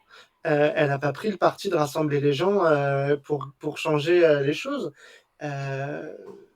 Elle a abandonné, d'une part, la question sociale et d'autre part, la question du récit sur quel pays on veut construire ensemble. Mais en fait, ils ont déjà perdu et je pense que c'est important de le dire parce que on le dit pas en fait. On s'enferme dans leur logiciel, on les laisse dérouler un truc qui nous dit oh là là, c'est dangereux, on est grand remplacé, on perd nos traditions. Mais depuis 30 ans, le plat préféré des Français, c'est le couscous. Depuis, vous voyez, et ils mangent Maintenant, le fromage préféré, c'est la mozzarella et plus le camembert. Mais voilà, et ces phénomènes-là, ils sont logiques, ils constituent voilà, une évolution de la France et de ce qu'elle est. Nos artistes, nos sportifs, nos intellectuels, ils sont pas du tout l'image qu'on nous sert. Même Éric Zemmour, il est né au Maghreb. Enfin, non, mais qu'ils arrêtent de nous emmerder avec ce récit-là. Donc moi, je pars de ce postulat-là que je vous livre là parce qu'il me fait du bien et il permet, voilà, de dire, franchement, vous racontez vraiment n'importe quoi. Et je pense aussi qu'il faut mobiliser les gens qui ne vont pas voter et qui se sentent complètement exclus du champ social, mais parce que, en fait, quand ce discours médiatique-là, il est dominant, comment vous voulez prendre part au débat politique quand il est dicté par des gens qui parlent d'une France qui n'existe plus et qui, pour une part, n'a jamais existé. Parce que la réalité de la solidarité, des solidarités ouvrières, des endroits où les gens travaillent, que ce soit dans les petites villes de province ou dans les grandes métropoles, elle est complètement différente de celle qu'on nous sert. Aujourd'hui, oui, il y a des Grecs dans absolument toutes les villes de France et dans tous les villages. Et quand s'ouvre un commerce, très souvent, c'est ça le restaurant le plus populaire où les gens vont manger. Enfin, j'exagère à gros traits, vous voyez, mais... Ça et la pizzeria, hein, basiquement. Ouais, la pizzeria. Donc les gars, c'est fini, vous avez perdu. Moi, je pense qu'il faut leur dire ça. C'est-à-dire qu'il faut... parce que derrière, effectivement, Basile a raison. Et Théo, tu l'as dit, le projet politique, il est très dangereux et la remigration, c'est un concept qui appelle à la déportation des populations. Et en plus, le phénomène, pour le coup, de migration et de migration vers la France, il ne va pas s'arrêter parce que le réchauffement climatique... oui. Il fait que les gens vont continuer à bouger. Et on est l'un des pays avec le plus de mariages mixtes au monde. C'est-à-dire qu'on est un pays où les gens se mélangent, où les gens vivent ensemble dans la grande majorité des cas. Moi, j'habite un quartier, mes voisins, c'est une synagogue. En bas de chez moi, il y a un restaurant kabyle et à l'autre angle, il y a un restaurant vietnamien. Les gens se mélangent et les populations, elles vivent de manière cosmopolite déjà. Et il faut être fier de ça, il faut le porter, parce que sinon on laisse la voie à des gens qui ont un projet pour la France qui est déjà fini, qui veut d'une France, qui veut de la cérémonie d'ouverture et de Jean Dujardin comme horizon. Enfin, personne. Non, ça fait pas rêver, effectivement. En plus, c'est vrai que des têtes de veau à emporter, c'est quand même vraiment galère. Hein, donc... Peut-être qu'il faut lancer le grand parti gastronomique français, qui sera un parti essentiellement antiraciste, pour nous permettre d'avoir toutes les nourritures du monde entier. Bon. Alors, en tout cas, merci pour ce discours qui fait du bien, qui remet un peu de baume au cœur. Et effectivement, là, tout cela est bien fictif, mais des fois, ils nous entraînent un peu, effectivement, dans leur espèce de fiction hyper mortifère, et on peut se laisser entraîner. Faut faire attention, t'as raison de nous le rappeler. Du coup, il nous reste au moins un sujet qui est pas non plus hyper réjouissant. Attal, que j'ai décidé d'appeler Voldemort lors du dernier live, nous a fait toute une sorte de déclaration concernant la jeunesse. Alors, je pense que peut-être Basile ou toi, Adrien, vous y reviendrez un peu plus en détail, mais je vais le dire pas une mail de 2-3 dont je me suis souvenu. Ça parle de la mise en place d'un couvre-feu pour les jeunes. Donc là, en termes de liberté publique, c'est extrêmement violent. Il a aussi déclaré qu'il était favorable à ce que les jeunes qui perturbent les cours se voient sanctionnés sur leur brevet, sur leur CAP, sur leur bac, et qu'une mention soit imposée, en gros, les marquer au collet. Et évidemment, vu qu'on est dans une période de surenchère permanente, ça je sais pas si vous l'aviez vu, mais il y a des types comme Bruno Retailleau, des Républicains, qui dit oui, Attal ne va pas assez loin, il faudrait carrément mettre des peines pénales quand on perturbe les cours. Donc, je sais pas si vous vous rendez compte de la surenchère à laquelle on est en train d'assister. Voilà, qu'est-ce que vous pensez de cette nouvelle proposition ? En gros, voilà, il y avait des violences chez les jeunes et Attal a pris la position la plus réactionnaire possible, considérant, on en parlait un petit peu hors là avec Basile, la jeunesse comme étant déviante, dangereuse, et donc il s'agit de la rectifier. Tu casses, on te rappelle à l'ordre, je sais pas quoi là, qui disait ce cher Gabriel Attal. Alors, qu'est-ce que t'en penses, tiens, Basile, toi qui es un professionnel de l'éducation quand même? Non, je crois que c'était tu casses, tu répares, un Oui, truc voilà. comme ça. Ah oui, pardon, et Non, les parents. Alors, dernier truc. Les ouais, les parents, parents qui sont considérés comme trop nuls, défaillants, devront faire des peines d'intérêt général si leur gamin fait n'importe quoi. Alors là, enfin, pour moi, ça dépasse l'entendre. Enfin, ça dépasse tout ce qu'on pourrait proposer parce que, enfin, imaginez faire payer au père les erreurs du fils, faire payer à la mère les erreurs de la fille. C'est contraire à tout le fondement même du droit et de la justice. Voilà, l'idée selon laquelle les peines sont individuelles puisque la faute est individuelle, même si on pourrait remettre ça en cause. En tout cas, ça vient remettre en cause beaucoup de choses et c'est très grave. Bah déjà, Vas-y. en fait, pour revenir sur ce que tu viens de dire, alors j'ai pas creusé le sujet, j'ai juste vu le titre, parce que comme je commente beaucoup pour critiquer les publications du Figaro sur Instagram, du coup, mon algorithme me montre toutes les publications du Figaro. Donc c'est horrible, c'est assez catastrophique, mais du coup, j'ai vu, pour le coup, très sérieusement, un post passé qui disait que une famille d'un jeune qui a été condamné suite aux émeutes de l'année dernière a été, comment dire, pas exclu, mais Expulsé de son mise à logement. expulsé ouais, de son logement social. Donc déjà, en fait, c'est déjà quelque chose qui, d'une certaine manière, existe. Et effectivement, on est sur une dérive assez terrible. En fait, si on prend l'idée générale, l'ensemble des mesures, il y a un peu plusieurs angles, notamment dans l'éducation. Il y a un angle qui est un peu l'angle des syndicats au départ, c'est de dire finalement, il y a toute une partie des choses qui sont annoncées qui, d'une certaine façon, existent déjà. C'est-à-dire, soit c'est une transformation de ce qui existe déjà, mais donc c'est effectivement très inquiétant. Bah, typiquement, le fait de marquer dans les dossiers qu'un élève a pu poser problème à un moment donné, de fait, ça existe déjà. Juste, ça n'apparaît pas, par exemple, dans Parcoursup ou ce genre de choses-là, ou sur le diplôme, parce que le diplôme n'est pas là pour ça. C'est-à-dire que le diplôme, il est là pour sanctionner de la maîtrise d'un certain nombre de connaissances, de compétences, de savoir-faire, de savoir-être. Ouais, il n'y a pas une petite astérix, il a les compétences et les connaissances, mais il a fait de la merde. Voilà, c'est le diplôme, on l'a pas, mais il n'y a pas d'entre-deux, quoi. Donc, voilà, il y a des choses comme ça qui existent déjà.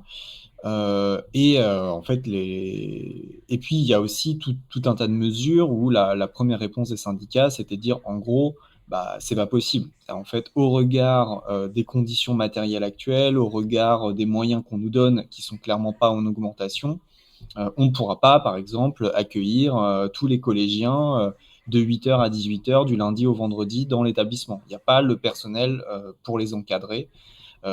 Déjà, pour les encadrer de manière sérieuse, c'est-à-dire si on veut non seulement, parce que bon, l'idée c'est quand même pas de faire de la garderie, l'idée de dire qu'il soit là et qu'il y ait quelqu'un avec qui il fasse, si c'est pas un cours, une activité culturelle, une activité sportive, quelque chose qui ait du sens, qui serve à quelque chose sur le plan éducatif. Clairement, tout ça, c'est complètement absent du discours de Gabriel Attal. C'est-à-dire qu'à aucun moment, il n'est question d'éducation, etc. Parce que le fait d'avoir une amplitude horaire importante, quitte à y mettre d'autres activités que les cours, ça peut exister dans d'autres pays, mais ça se fait sur la base de projets pédagogiques et éducatifs. Voilà, on fait ce que je disais, on fait du sport, on fait de la culture, on fait des choses comme ça. Là, l'idée, c'est juste de dire on est là pour être là, et clairement, au regard des moyens actuels, soit il n'y a tout simplement pas moyen d'accueillir les élèves dans des conditions, on va dire, de sécurité normales, ou alors, si c'est le cas, ce sera... moi, la première chose à laquelle j'ai pensé en entendant ça, c'était, je m'imaginais une heure de perm dans une salle énorme avec, je sais pas, 40 collégiens, et un pauvre assistant d'éducation tout seul qui peut pas avoir le calme, voilà, et donc finalement avoir une heure extrêmement chaotique qui sert à rien, parce qu'en fait même l'élève qui se dit bon je vais en profiter pour faire mes devoirs, pour travailler, il dit non, les conditions ne sont pas réunies. Donc voilà, il y a un premier angle d'attaque, on va dire, sur toutes ces choses-là, qui est de dire bon, soit ça existe déjà, soit c'est pas possible. Donc en gros, finalement, tout ça c'est des annonces, parce que quand même, ils nous ont beaucoup fait le coup depuis l'élection de Macron, sur plein de sujets, d'annoncer des trucs, de dire oui, je sais plus, j'ai vu quelqu'un sur Twitter ressortir, je crois, j'ai plus les détails, mais il me semble qu'il avait été question à un moment donné qu'il y ait des réseaux de RER dans 10 plus grandes villes de France, ou je sais plus quoi. Enfin, il y en a eu des annonces qu'on a complètement oubliées, on est passé à autre chose, et ça ne s'est jamais traduit des faits. Ça, je nuance un petit peu, les métropoles sont en train de s'y mettre, ça y réfléchit, les RER métropolitains, c'est pas tout à fait mort, j'espère en tout cas. C'était une des seules bonnes annonces, donc... Oui. Non, en tout cas, il y en a eu des annonces un peu comme ça, mais moi, pour le coup, parce que je pense que c'est quand même quelque chose, parce que du coup, j'ai écrit un article sur le site Nos Révolutions sur la question. Je pense, parce que là, quand je dis comme ça, ça peut donner l'impression que bon, finalement, c'est pas si grave, on le prend pas au sérieux. Mais je pense, pour le coup, qu'il faut vraiment le prendre au sérieux, plus dans, on va dire, le ton général et ce que ça dit de la vision de l'éducation, mais en fait... de la jeunesse. Il est pas, on pourrait dire de la non-éducation, parce qu'il n'est pas question du tout d'éduquer qui que ce soit dans cette histoire, mais clairement, on est dans une vision autoritaire, coercitive, voilà, de dire la jeunesse, ce que tu disais, la jeunesse, c'est la jeunesse, ou en tout cas une partie de la jeunesse, parce que ça vise quand même essentiellement la jeunesse des classes populaires, si ce n'est exclusivement. Là, quand toutes les annonces d'Attal, c'est clairement pas... les gamins des beaux quartiers, c'est clairement pas les gamins des bahuts bourgeois. Ça vise très clairement les jeunes des milieux populaires, de dire que finalement, voilà, cette catégorie-là de la jeunesse en particulier a un problème avec la violence, parce que ce que tu disais, les familles seraient défaillantes. Bon, c'est pas trop dans leur discours parce qu'ils essayent de pas trop se mettre les profs à dos, mais il y a quand même sous-entendu derrière que finalement les profs, est-ce qu'ils sont pas un peu trop gentils, est-ce qu'ils veulent pas trop être dans la pédagogie et pas dans la punition, etc. D'ailleurs, parenthèse sur ce point-là, du point de vue des enseignants, cette histoire-là de mettre plus de sanctions, le fait que, et puis si on va jusqu'au ce que disait Retailleau et la question du pénal, je pense que on parlait de Marianne tout à l'heure et des profs. Je pense qu'il y a une partie des profs qui est prête à tomber à 2 pieds joints dans cette dérive. Je pense qu'il y a clairement une partie des enseignants qui, déjà actuellement, trouvent que les sanctions qui existent, parce qu'il y a des sanctions assez graves qui existent, notamment les conséquences sur la bourse, des choses comme ça, en cas d'absence trop nombreuse, c'est des choses qui existent déjà.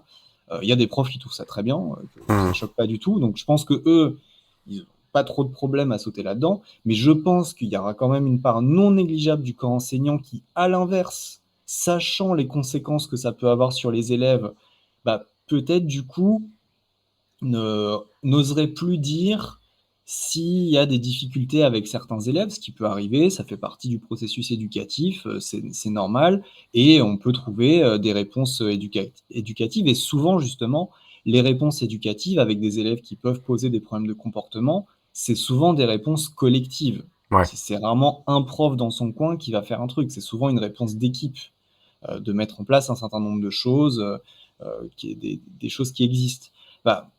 Justement, parenthèse, ça peut, ce genre de mesure-là, faire que certains profs, parce qu'ils savent que ça peut avoir des conséquences dramatiques sur ces élèves ou leurs familles, ne voulant pas que ça arrive, vont du coup s'isoler, rester dans leur coin, mais donc pas résoudre les problèmes et au final empirer les choses. Donc ça, c'est aussi quelque chose qu'il faut avoir en tête sur ce genre de choses-là. Et donc oui, parce que je ne vais pas non plus monopoliser la parole là-dessus, mais sur la logique globale, c'est clairement pas une logique éducative. Ce que je disais, voilà, on va blâmer les familles, on va blâmer éventuellement une partie des profs, on va blâmer les écrans, les réseaux, TikTok, un truc un peu flou comme ça, qui est souvent mis en avant, mais oui, la réponse qui est faite, en tout cas le projet qui se dessine, est absolument catastrophique. Et toi, Adrien, est-ce que tu penses que ce projet proposé par Quand même, il est très jeune, il est très beau, Gabriel Attal. En plus, il paraît qu'il ne dort que 2 heures par nuit. C'est te dire le niveau de génie de cet homme. Ça se voit. Ça se voit un peu. Peut-il se tromper? Non, mais Attal, il nous sert une soupe réactionnaire qui est la même qu'il y a 60 ans. Enfin, il n'a pas de projet pour l'école. Il a pas de projet pour l'éducation. Il n'a pas de projet de société. Il a un projet carcéral et service militaire pour la jeunesse. C'est ça les deux. La répression, l'enfermement et le redressement. Je caricature à peine. Pourquoi je dis qu'il n'a pas de projet? C'est parce qu'en bon libéral, il sanctionne les familles en disant « c'est votre responsabilité comment se comportent vos enfants ». Dans une société éclairée, développée et civilisée, les enfants, c'est une responsabilité collective. C'est collectivement qu'on s'en occupe. Collectivement qu'on prend en charge. Et la délinquance, elle ne repose pas sur les parents. Elle repose sur un ensemble d'acteurs sociaux. Et Basile le disait, les réponses sont collectives. Les réponses, elles sont à l'école, elles sont dans le club de sport, elles sont dans le club de théâtre, elles sont dans tous ces lieux où on fait éducation. Attal, il vient et dit non, nous on va faire de l'autorité, on va mettre vos mômes au pas, on va les enfermer de 8h à 18h, et puis on va leur faire semblant de faire l'armée en treillis au SNU, et vous verrez, tout ira mieux. On s'en fout de savoir quel citoyen on construit, quel savoir on fait passer, ce qu'on disait tout à l'heure, quel esprit critique on développe. On veut une main-d'œuvre bien polissée pour aller nourrir le capitalisme. Voilà le projet d'Attal. Ça va marcher certains vont applaudir. L'extrême droite applaudit déjà. Le maire de Béziers saute en disant oui, mais moi je vais faire un couvre-feu pour les mineurs. Vous allez voir, ça va régler le problème. Et en fait, on n'a répondu à rien. On n'a répondu à rien de la crise de l'école, qui est d'abord une crise du modèle où les enseignants sont pas payés, où il n'y a pas assez de profs devant les élèves, où les établissements tombent en ruine parce que les collectivités n'ont pas les moyens de les maintenir et de mettre suffisamment d'argent pour qu'on enseigne aux élèves dans des conditions décentes. Il n'y a qu'à voir la mobilisation du 93 en Seine-Saint-Denis, où les écoles, et notamment les collèges et les lycées, sont dans des états déplorables. Mais nous, on vient nous dire que le problème, c'est l'autorité. On vient nous dire que le problème, c'est qu'il n'y a pas assez de figures d'autorité. On va en créer, et puis on va mettre on va faire rentrer les flics dans l'école, on va faire des travaux d'intérêt général aux familles. C'est sûr que la mère seule qui élève ses 3 gamins, elle a que ça à foutre d'aller faire des tiges parce qu'elle ne s'est pas bien occupée de son môme et que du coup, c'est elle qu'il faut punir. Non mais franchement, ces gens-là, c'est des fous, ils sont dangereux. Le jour où on changera de logique et de système, eh ben, on les mettra de côté en disant mais monsieur, vous avez tout raté.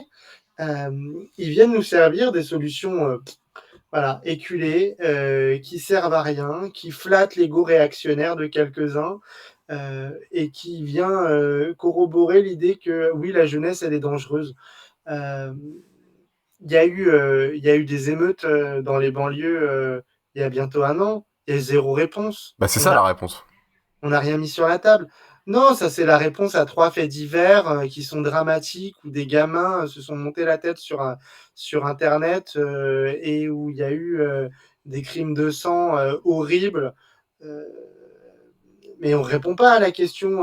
On parle de décivilisation, mais on ne répond pas à la question du vivre ensemble et à comment on remet un peu les pieds sur terre à une jeunesse autrement que par l'autorité. Enfin, franchement, on leur apprend pas à vivre ensemble. On leur dit, on va vous apprendre à vivre correctement et bien droit dans la ligne. Moi, franchement, ces gens-là, il va falloir mettre tout ça à la poubelle les dégager et porter un discours progressiste. Parce que moi, je considère qu'il n'y a pas de problème d'autorité. C'est-à-dire que quand on dit qu'il y a un problème d'autorité, déjà, on accepte, on leur donne un premier point. Non, il n'y a pas de problème d'autorité. Il y a un problème de manière dont la société traite les individus et traite la famille. Il y a un problème quand vous avez des gens qui font les ménages, ne peuvent pas s'occuper de leur môme parce qu'ils courent à droite à gauche. Il y a un problème quand la cantine est trop chère. Il y a un problème quand tout le monde ne peut pas aller faire du sport, s'occuper. Voilà. Il y a un problème quand on ne met pas tous les acteurs éducatifs autour d'une table pour régler des situations de gamins qui vont pas bien et qui sont en souffrance. Parce qu'un gamin délinquant à 13 ou 14 ans, c'est pas parce qu'il est délinquant en lui-même, c'est parce que il y a quelque chose qui va pas. Il faut l'aider à régler et à surmonter cette situation. Sarkozy disait qu'on pouvait les voir à la naissance, mais c'est pas vrai. Enfin, sinon, on ferait des tests ADN et on mettrait tout cela de côté. Le problème, c'est comment on s'occupe collectivement de notre jeunesse et qu'est-ce qu'on met en place. Aujourd'hui, on ne met pas grand-chose en place, si ce n'est la loi du marché et préparer les bons soldats du capitalisme. Voilà. Et le problème, du coup, c'est préparer les soldats du capitalisme. C'est faire des gens qui ne sont pas... à qui on n'apprend pas à vivre ensemble, à construire collectivement, à être dans des démarches de coopération. Tous les pédagogues savent que c'est par là que passe la construction d'une société. Moi, j'invente rien, hein. C'est des choses que tout le monde, tous ceux qui travaillent avec les mômes vous diront, éducateurs, enseignants, voilà. Et eux, c'est collectivement qu'ils ont la réponse. C'est pas... parce que je pense que derrière, on vous paiera au mérite, les profs. Non, mais c'est ce qui va arriver parce qu'on dira, ils sont aussi un peu responsables des gamins. Et quand il y en a un qui fait des conneries, c'est aussi la faute de tel ou tel enseignant. Donc, on va lui sucrer sa prime, son machin. Voilà la suite. Je vous l'annonce dès aujourd'hui. Mais je pense qu'il faut tenir un discours très, très ferme en disant l'école, elle n'a pas à pâtir de vos visions sécuritaires qui sont dangereuses et qui ne font qu'entretenir en fait cette mécanique là où on a besoin de commun en fait et c'est l'école qui permet entre autres de bâtir ça.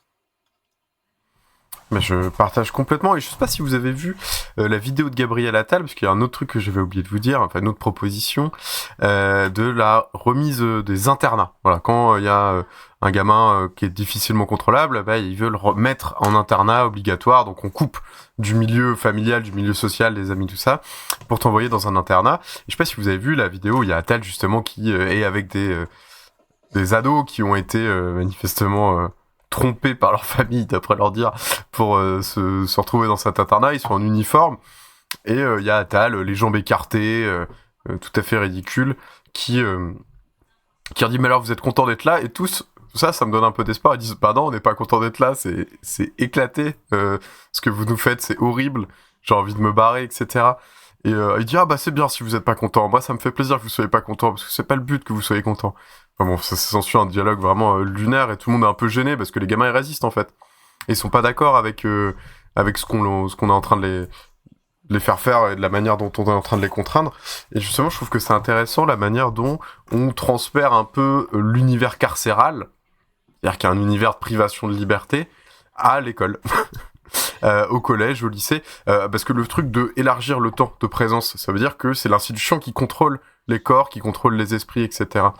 De la même manière, un internat, moi j'étais en internat, c'est un moment total, parce que t'y es tout le temps en fait, ça ne s'arrête jamais, et t'es tout le temps sous le contrôle mais pas forcément dans quelque chose de positif. Ça peut être quelque chose de positif, mais là ce qu'ils nous proposent, ça a l'air d'être quelque chose justement de l'ordre du surveiller et punir, un peu à la Michel Foucault, avec l'uniforme déshumanisant, où finalement à la fin peut-être ils auront plus que des nombres, ceux qui sont trop agaçants. Ce sera numéro 22, 33 pompes quoi.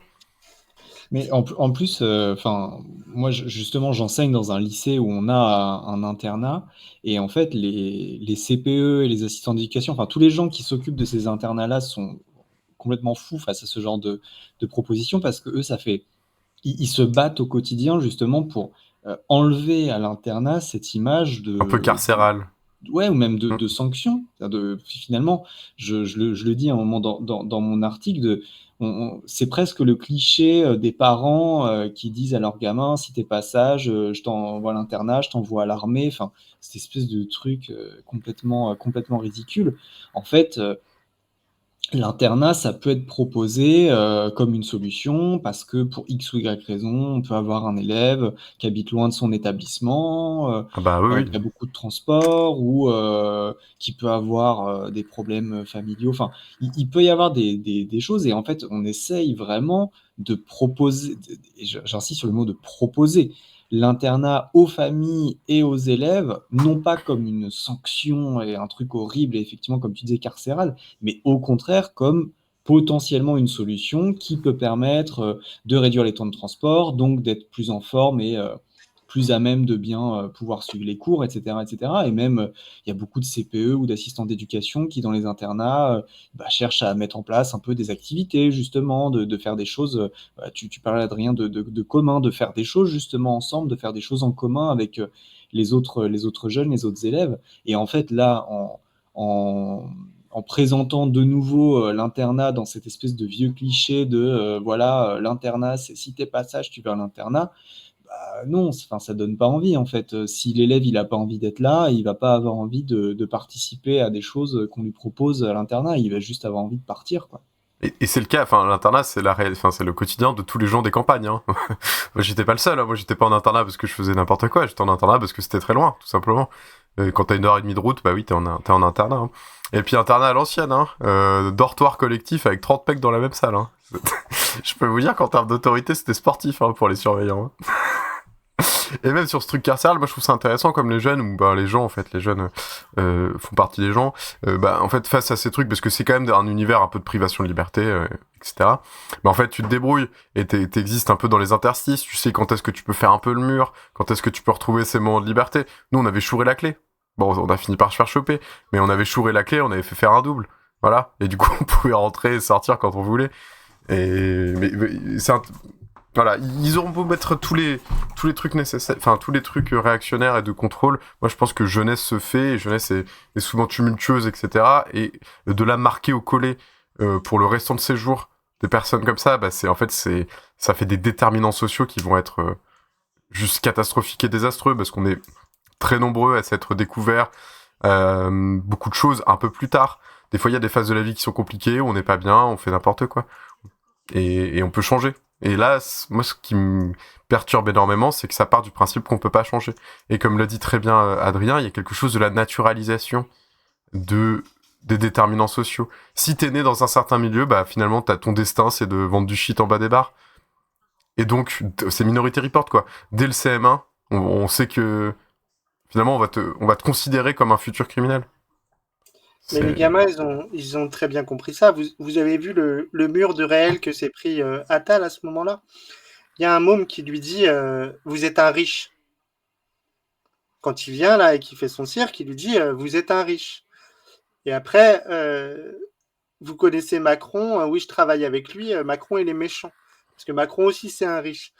Donc, à force de poser ces stigmates et ces déterminants sociaux, ce qui est bien, c'est que peut-être que ça finira par se retourner, parce qu'effectivement, ils mènent quand même une politique de guerre contre les classes populaires. Moi, j'habite un quartier qui est en REP. Quelle famille qui en a les moyens va laisser ses mômes dans un établissement où ils seront contraints d'être là de 8h à 18h?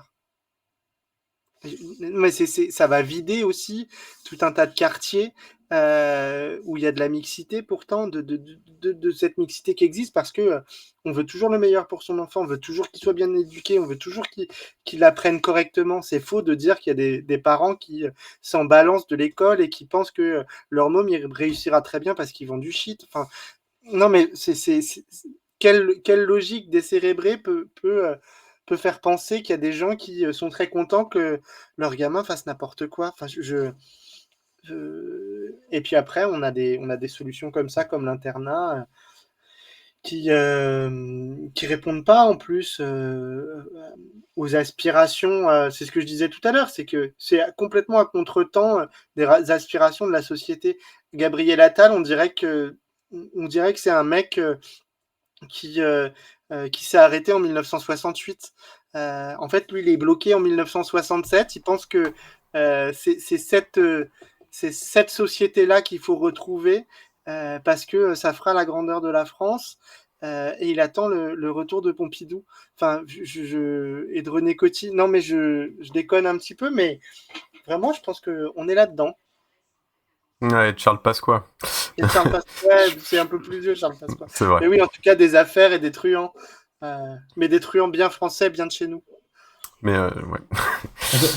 Pour compléter ce que tu disais sur effectivement le fait que les familles veulent toujours la réussite de leurs enfants, et même des fois où ça arrive, effectivement, on peut avoir avec l'école peut avoir avec certains parents des relations plus compliquées, mais justement, souvent, c'est parce que c'est des parents qui eux-mêmes, quand ils étaient élèves, ont eu ils ont été maltraités un peu.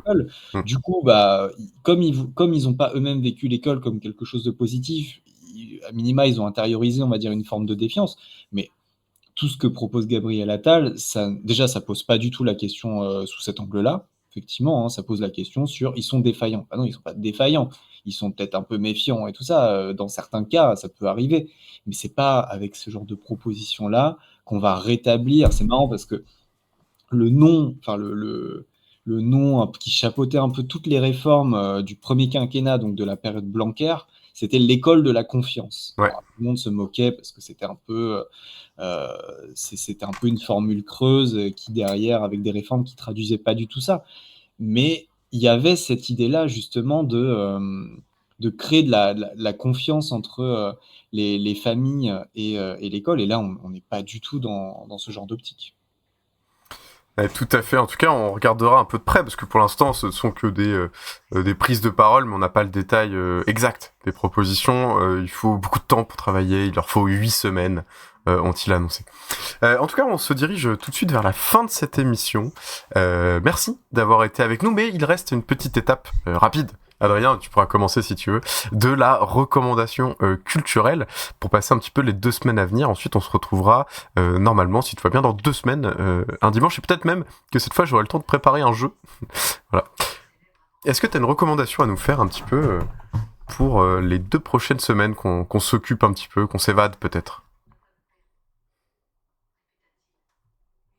Ah, t'as ton micro qui est coupé. Ouais, voilà. Ouais, j'ai coupé mon micro. Si Basile peut commencer, il faut que je vous retrouve ce que j'avais prévu. Ok, vas-y. Eh ben, Basile, la balle est dans ton camp. J'ai une double recommandation parce que la première qui m'est venue en tête, je me suis dit que c'était très parisiano-centré et c'est très insupportable de faire ça, donc j'en ai une deuxième. C'est une pièce de théâtre au Théâtre Antoine, c'est ça? Alors non, c'est quand même un peu plus mainstream que ça, mais c'est une exposition, donc malheureusement ça voyage assez peu en général. C'est l'exposition L'Art de James Cameron qui est à la Cinémathèque depuis un peu moins d'1 mois. Alors l'expo dure assez longtemps, d'habitude la Cinémathèque ça dure même pas 6 mois, là l'expo dure jusqu'en janvier 2025. Donc si jamais, pour ceux qui ne sont pas parisiens, si d'ici là ça vous laisse quand même le temps, si vous êtes de passage à Paris. C'est assez intéressant, donc comme son nom l'indique, c'est une exposition autour du cinéaste James Cameron, qui a été faite clairement en collaboration avec lui, puisque l'exposition consiste essentiellement en des créations artistiques, donc des dessins, des peintures, parfois un peu d'autres choses, de James Cameron, et en fait c'est trié de manière assez logique, de manière chronologique, donc ça commence de ses dessins de jeunesse, qui sont assez impressionnants pour des dessins de jeunesse, jusqu'à ses premiers travaux, comme sur des films de série B, où il avait un peu des rôles de technicien, et puis ensuite tous ces films, les 2 Terminator, son Aliens, donc Alien 2, Abyss, Titanic. Il y a la salle du Titanic. Dans la salle du Titanic, pour ceux qui sont fans, il y a l'original du dessin, du fameux dessin qui est encadré. Donc si vous voulez le voir, qui a été dessiné donc justement par James Cameron, et ça finit évidemment par Avatar. C'est une expo qui est assez intéressante, je trouve, et puis qui est assez bien foutue. En général, la Cinémathèque, c'est plutôt bien pour ça. Donc ça, c'était ma première recommandation, et parce que ça, c'est que à Paris.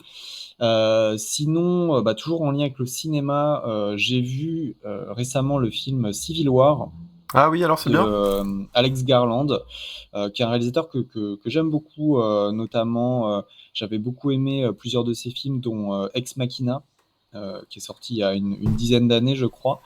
Et donc, Civil War, très rapidement, on suit des journalistes, des reporters, et pour le coup des reporters de guerre, mais dans le cadre d'une guerre civile, comme l'indique le titre, aux États-Unis, où en fait une alliance, je sais plus comment elle s'appelle, mais une alliance un peu improbable de la Californie et du Texas a décidé de faire sécession. Et donc on suit cette guerre qui oppose l'Union, donc les États-Unis, avec ces deux États, la Californie et le Texas. Alors, si vous cherchez des explications géopolitiques précises ou politiques précises de pourquoi ces deux États-là se sont unis et pourquoi ils sont opposés à l'Union, c'est pas du tout abordé dans le film. C'est pas du tout l'angle du film. Le film se passe uniquement à hauteur de ces reporters de guerre, notamment la protagoniste qui est jouée par Kirsten Dunst, qui est photographe. Et en fait, moi, ce que je trouve très intéressant dans ce film et qui peut être intéressant en le regardant, c'est un espèce de parallèle entre les armes à feu, la guerre, etc., le conflit violent, et le fait de vouloir produire des images, et notamment des photos sur tout ça. Et en fait, il y a beaucoup de scènes où vraiment c'est mis en scène, où les scènes de fusillade et derrière les photographes qui essayent de prendre des photos sont filmés vraiment de la même manière, et juste en jouant sur la polysémie en anglais de to shoot, qui veut dire en même temps tirer avec une arme à feu et prendre des photos, enfin c'est le même verbe. Et donc c'est assez intéressant. Le film est assez beau, enfin c'est très très beau. Clairement, il y a une influence de films comme Apocalypse Now, c'est assez clair dans la façon de traiter la photo. Et voilà, c'est un film qui est assez intéressant, et qui justement, je termine là-dessus, ce que je disais, ne traite pas du tout la question de pourquoi ces deux États-là se sont unis, sur quelle base. On ne sait même pas vraiment de quel camp politique est le président, parce que le président, qui est un président fictif, qui est joué d'ailleurs par, j'oublie son nom, l'acteur de Parks and Rec, qui est devenu un peu un mème, celui avec la moustache, là, qui est un acteur de comédie à la base. Ouais, c'est ça. Qui là, pour le coup, est dans un rôle beaucoup plus dramatique, même si c'est un rôle secondaire. Et donc, on ne sait pas du tout pourquoi. Et paradoxalement, là, on se dit, ça fait évidemment écho avec les États-Unis contemporains. En fait, Garland, il en parle pas du tout, quoi. Il n'est pas du tout question des progressistes versus les MAGA. C'est pas du tout dans le film, donc c'est assez intéressant parce que je pense que beaucoup s'attendaient à ça en allant le voir, mais je trouve que pour d'autres raisons que ça, il est très très intéressant, il vaut le coup d'être vu, et notamment d'être vu en salle parce que comme dit, c'est très beau, puis il y a des scènes un peu aussi d'action et tout, et ça peut être assez intéressant de le voir en salle pour ça. Ok, ça donne envie. En plus, on m'avait proposé d'aller le voir, j'hésitais un peu, donc voilà, ça finit de me convaincre. Adrien, est-ce que tu as retrouvé que tu as retrouvé tes trucs? J'avais une recommandation, mais Basile m'en fait penser à une deuxième. Donc, je vais continuer son fil cinéma et je vais vous recommander l'excellente bande dessinée qui s'appelle Les Guerres de Lucas, qui traite de la genèse de Star Wars et de la manière dont George Lucas, dans les conditions des années 70 et la manière dont il a pensé son œuvre, il l'a créée. C'est vraiment une traversée dans un Hollywood qui n'existe plus. C'est assez génial. On y retrouve le rôle de sa première compagne qui a été complètement effacée de l'œuvre, mais en fait qui était sa monteuse, et qui est celle qui a réussi à ce que, avec des fils qui tiennent des petites maquettes de vaisseaux, on ait accès à une œuvre comme celle-ci. Donc je vous le conseille, c'est vraiment une très très bonne BD. Elle a été primée par le prix France Info, je crois. Et vraiment, pour moi, c'est un petit chef-d'œuvre. Ça se lit de manière, ça se lit d'une traite. Pourtant, elle est assez balèze. Et donc, on se trimballe dans le cinéma américain. On rencontre tout un tas de gens qui aident Lucas, il avait par exemple échangé 1% des droits de Star Wars contre 1% des droits de Rencontre du troisième type. Et donc il a fait le bonheur de Spielberg qui a vendu qui a échangé 1% des droits d'un film qui n'a pas marché contre 1% d'un des plus gros succès du cinéma américain. Donc je vous le conseille, c'est vraiment très très bien. Et la deuxième, c'est une autre BD qui s'appelle En marche ou grève de David Snug, qui est une marche à travers Paris et à travers les manifs, et notamment la manif contre la réforme des retraites. C'est très anarchiste, ça parle d'Élysée reclus, de géographie, de la manière dont la marche est importante pour la pensée. Ça cartonne tout le monde. C'est très très drôle. Beaucoup de mauvaise foi. Et on passe un très bon moment à se balader avec lui dans les luttes sociales et à avoir un peu comme ça des petites réflexions politiques sur l'actualité qui est pas forcément gaie. Ça traite de la réforme des retraites, de Fabien Roussel et du barbecue, des Jeux Olympiques. Voilà, tout le monde en prend pour son grade. C'est assez jouissif à lire. Et c'est une édition, c'est chez Nada, donc c'est une petite édition qui mérite aussi d'être soutenue parce que dans la bande dessinée, il y a des trucs super qui sont faits. Et ça, vraiment, c'est un plaisir militant. Bah, ça donne carrément envie. Hein. Les deux, d'ailleurs, je suis allé voir Les Guerres de Lucas, effectivement, ça a l'air très cool. Ok. Bah moi, j'ai fait une recommandation, je l'ai déjà faite, mais je veux juste en reparler. One Piece, bien sûr. Puisque j'avance péniblement dans ma découverte de cette œuvre, et j'en suis vers le tome 55, un truc comme ça, et ça y est, j'ai compris, maintenant je comprends les clins d'œil de David Guichard quand il fait des trucs sur les dragons célestes ou je sais pas quoi. Enfin, bon bref, j'ai enfin compris que la marine c'était les méchants en fait. T'avances. J'avance dans l'histoire, petit à petit. Et du coup, ça donne une autre teinte à l'œuvre et ça approfondit en fait. C'est trop bien One Piece parce qu'effectivement, à chaque fois qu'on lit quelque chose, ça approfondit l'univers et tout ça, on en apprend plus. Et effectivement, la marine sont des méchants fascistes psychopathes, encore plus fous que les pirates. Donc c'est très intéressant. Et donc j'avance dans cette histoire. Je vous en ferai une nouvelle recommandation peut-être dans 6 mois quand j'en serai au tome 80. C'est extrêmement long à rattraper toute cette histoire. En tout cas, c'est toujours aussi cool. En tout cas, on arrive à la fin de cette émission. Merci beaucoup. Merci à tous les deux d'avoir été avec nous, d'avoir répondu aux questions. C'était un très bon débat. En tout cas, moi, j'ai appris plein de choses. C'était très intéressant. J'espère que pour vous, derrière votre ordinateur, vous êtes sûrement en train de vous préparer à manger, puisque vous êtes bien nombreux dans le chat, mais un petit peu moins sur le live. Donc ça veut dire que vous nous écoutez en train de préparer à manger, en train de peut-être de faire un apéro, et ça nous fait plaisir. En tout cas, on vous souhaite 2 excellentes semaines. On essaie de se retrouver, si tout va bien, donc le même dimanche dans 15 jours, c'est-à-dire le dimanche 12 mai. Après une immense période de pont où j'en suis sûr vous vous serez énormément reposé, peut-être on se croise au 1er mai pour fêter la fête internationale du droit des travailleuses et des travailleurs. En tout cas, j'espère, peut-être vous y serez aussi, moi j'y serai en tout cas. Allez, voilà, à bientôt, salut. Ciao. Salut. Ciao.